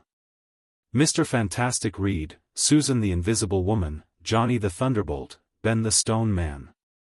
As for their team name, of course, it was the Fantastic Four. While Reed and the other three developed and trained their superpowers, Rog did not inform anyone and quietly left Konoha's headquarters. The matter of the Fantastic Four came to an end for the time being. He was now going to see the good and evil Lord Dumb, whom he admired very much. Latovenia is located in Eastern Europe, between Hungary, Romania, and Serbia. It is a small country with a population of less than 1 million. Although the population is small and the land area is small, with the help of the high-tech invented by Dumb, Latovenia successfully developed from a backward agricultural country to a developed country without hunger and war. Rog, wearing ordinary clothes, strolled around the capital of Latovenia like a tourist at this time, enjoying the scenery of Latovenia. If he didn't see it with his own eyes, it would be hard to believe that this was a backward agricultural country more than 10 years ago. Rog did not pay a visit to Lord Dumb immediately. Before meeting this ambitious and ruthless man, he intended to find out what the people of Latovenia thought of him. In a seemingly casual conversation, he obtained the information he wanted from the mouths of these ordinary people. The ordinary people have two different views on Dumb overthrowing the rule of the old king and freeing Latovenia from war and hunger. They can be simply divided into the young people and the young people. The young people's evaluation of Dumb is more of praise and gratitude. They even have a fanatical worship of Dumb. The middle-aged people, on the other hand, have a completely different evaluation. In their view, Dumb is an out-and-out dictator, a tyrant who controls all the power in Latovenia. Dumb decides everything. His softest breath is also the law. This sentence came from a public speech by the current Prime Minister of Latovenia. And now, this sentence has become a catchphrase for these middle-aged people to mock Dumb. These two completely different evaluations reminded Rog of the secret bet between Dumb and Mephisto. These middle-aged people who assisted Dumb in overthrowing the old king's rule back then are now his biggest opponents. It has to be said that this is a kind of irony. But then again, even without the help of these people back then, Dumb could have overthrown the old king's rule. In a situation where strength is no longer in the same dimension, numbers are meaningless. At this time, Rog was tasting a Ladovinia specialty snack called the Whole World and looking at the magnificent castle in the center of the capital from time to time. This is a special skewer made by skewering cooked fish balls, meatballs, bird eggs, as well as fresh green peppers, onion slices, and small tomatoes, and then roasting them for a second time. In general, the taste is moderate, and the cooking method is not particularly rare. It's just that the name, the Whole World, is a bit interesting. The castle in the center of the city is Dum's residence and the center of power in Ladovinia. Although Dum has all the rights in Ladovinia, not many people in other countries know about him. He doesn't come out to deal with public affairs. These things that need to be seen are all left to the puppet prime minister. After finishing the Whole World in his hand, Rog didn't continue to waste time. He directly used quantum teleportation to enter the castle. He didn't hide his aura, and with Dum's ability, it wasn't difficult to discover his arrival. Not to mention his magic, just his high-tech inventions were enough to let him discover an uninvited guest who entered the castle without permission. Not long after entering the castle, Rog waited for Dum's guards, a team of guards composed entirely of robots. These robot guards, which didn't look like the style of Ladovinia at all, didn't attack him. Instead, they said unhurriedly in an electronically synthesized voice, "Mr. Rog, Lord Dum is waiting for you in the reception room." Under the guidance of these robots, Rog entered the interior of the castle. In an antique reception room that exuded the aura of nobility everywhere, he saw the legendary Doctor of Destruction, Victor von Dum. He was wearing a green imperial robe, a rough-looking metal mask, and a full-body armor of the same color as the mask.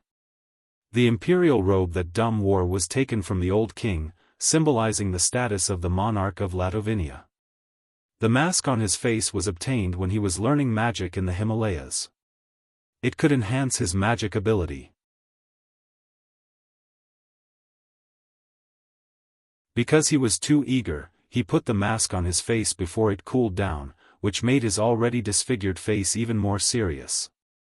However, with the mask, others couldn't see his true appearance. Therefore, there was no substantive difference between disfigurement and more serious disfigurement. As for the armor on his body, it was the best proof of his integration of technology and magic.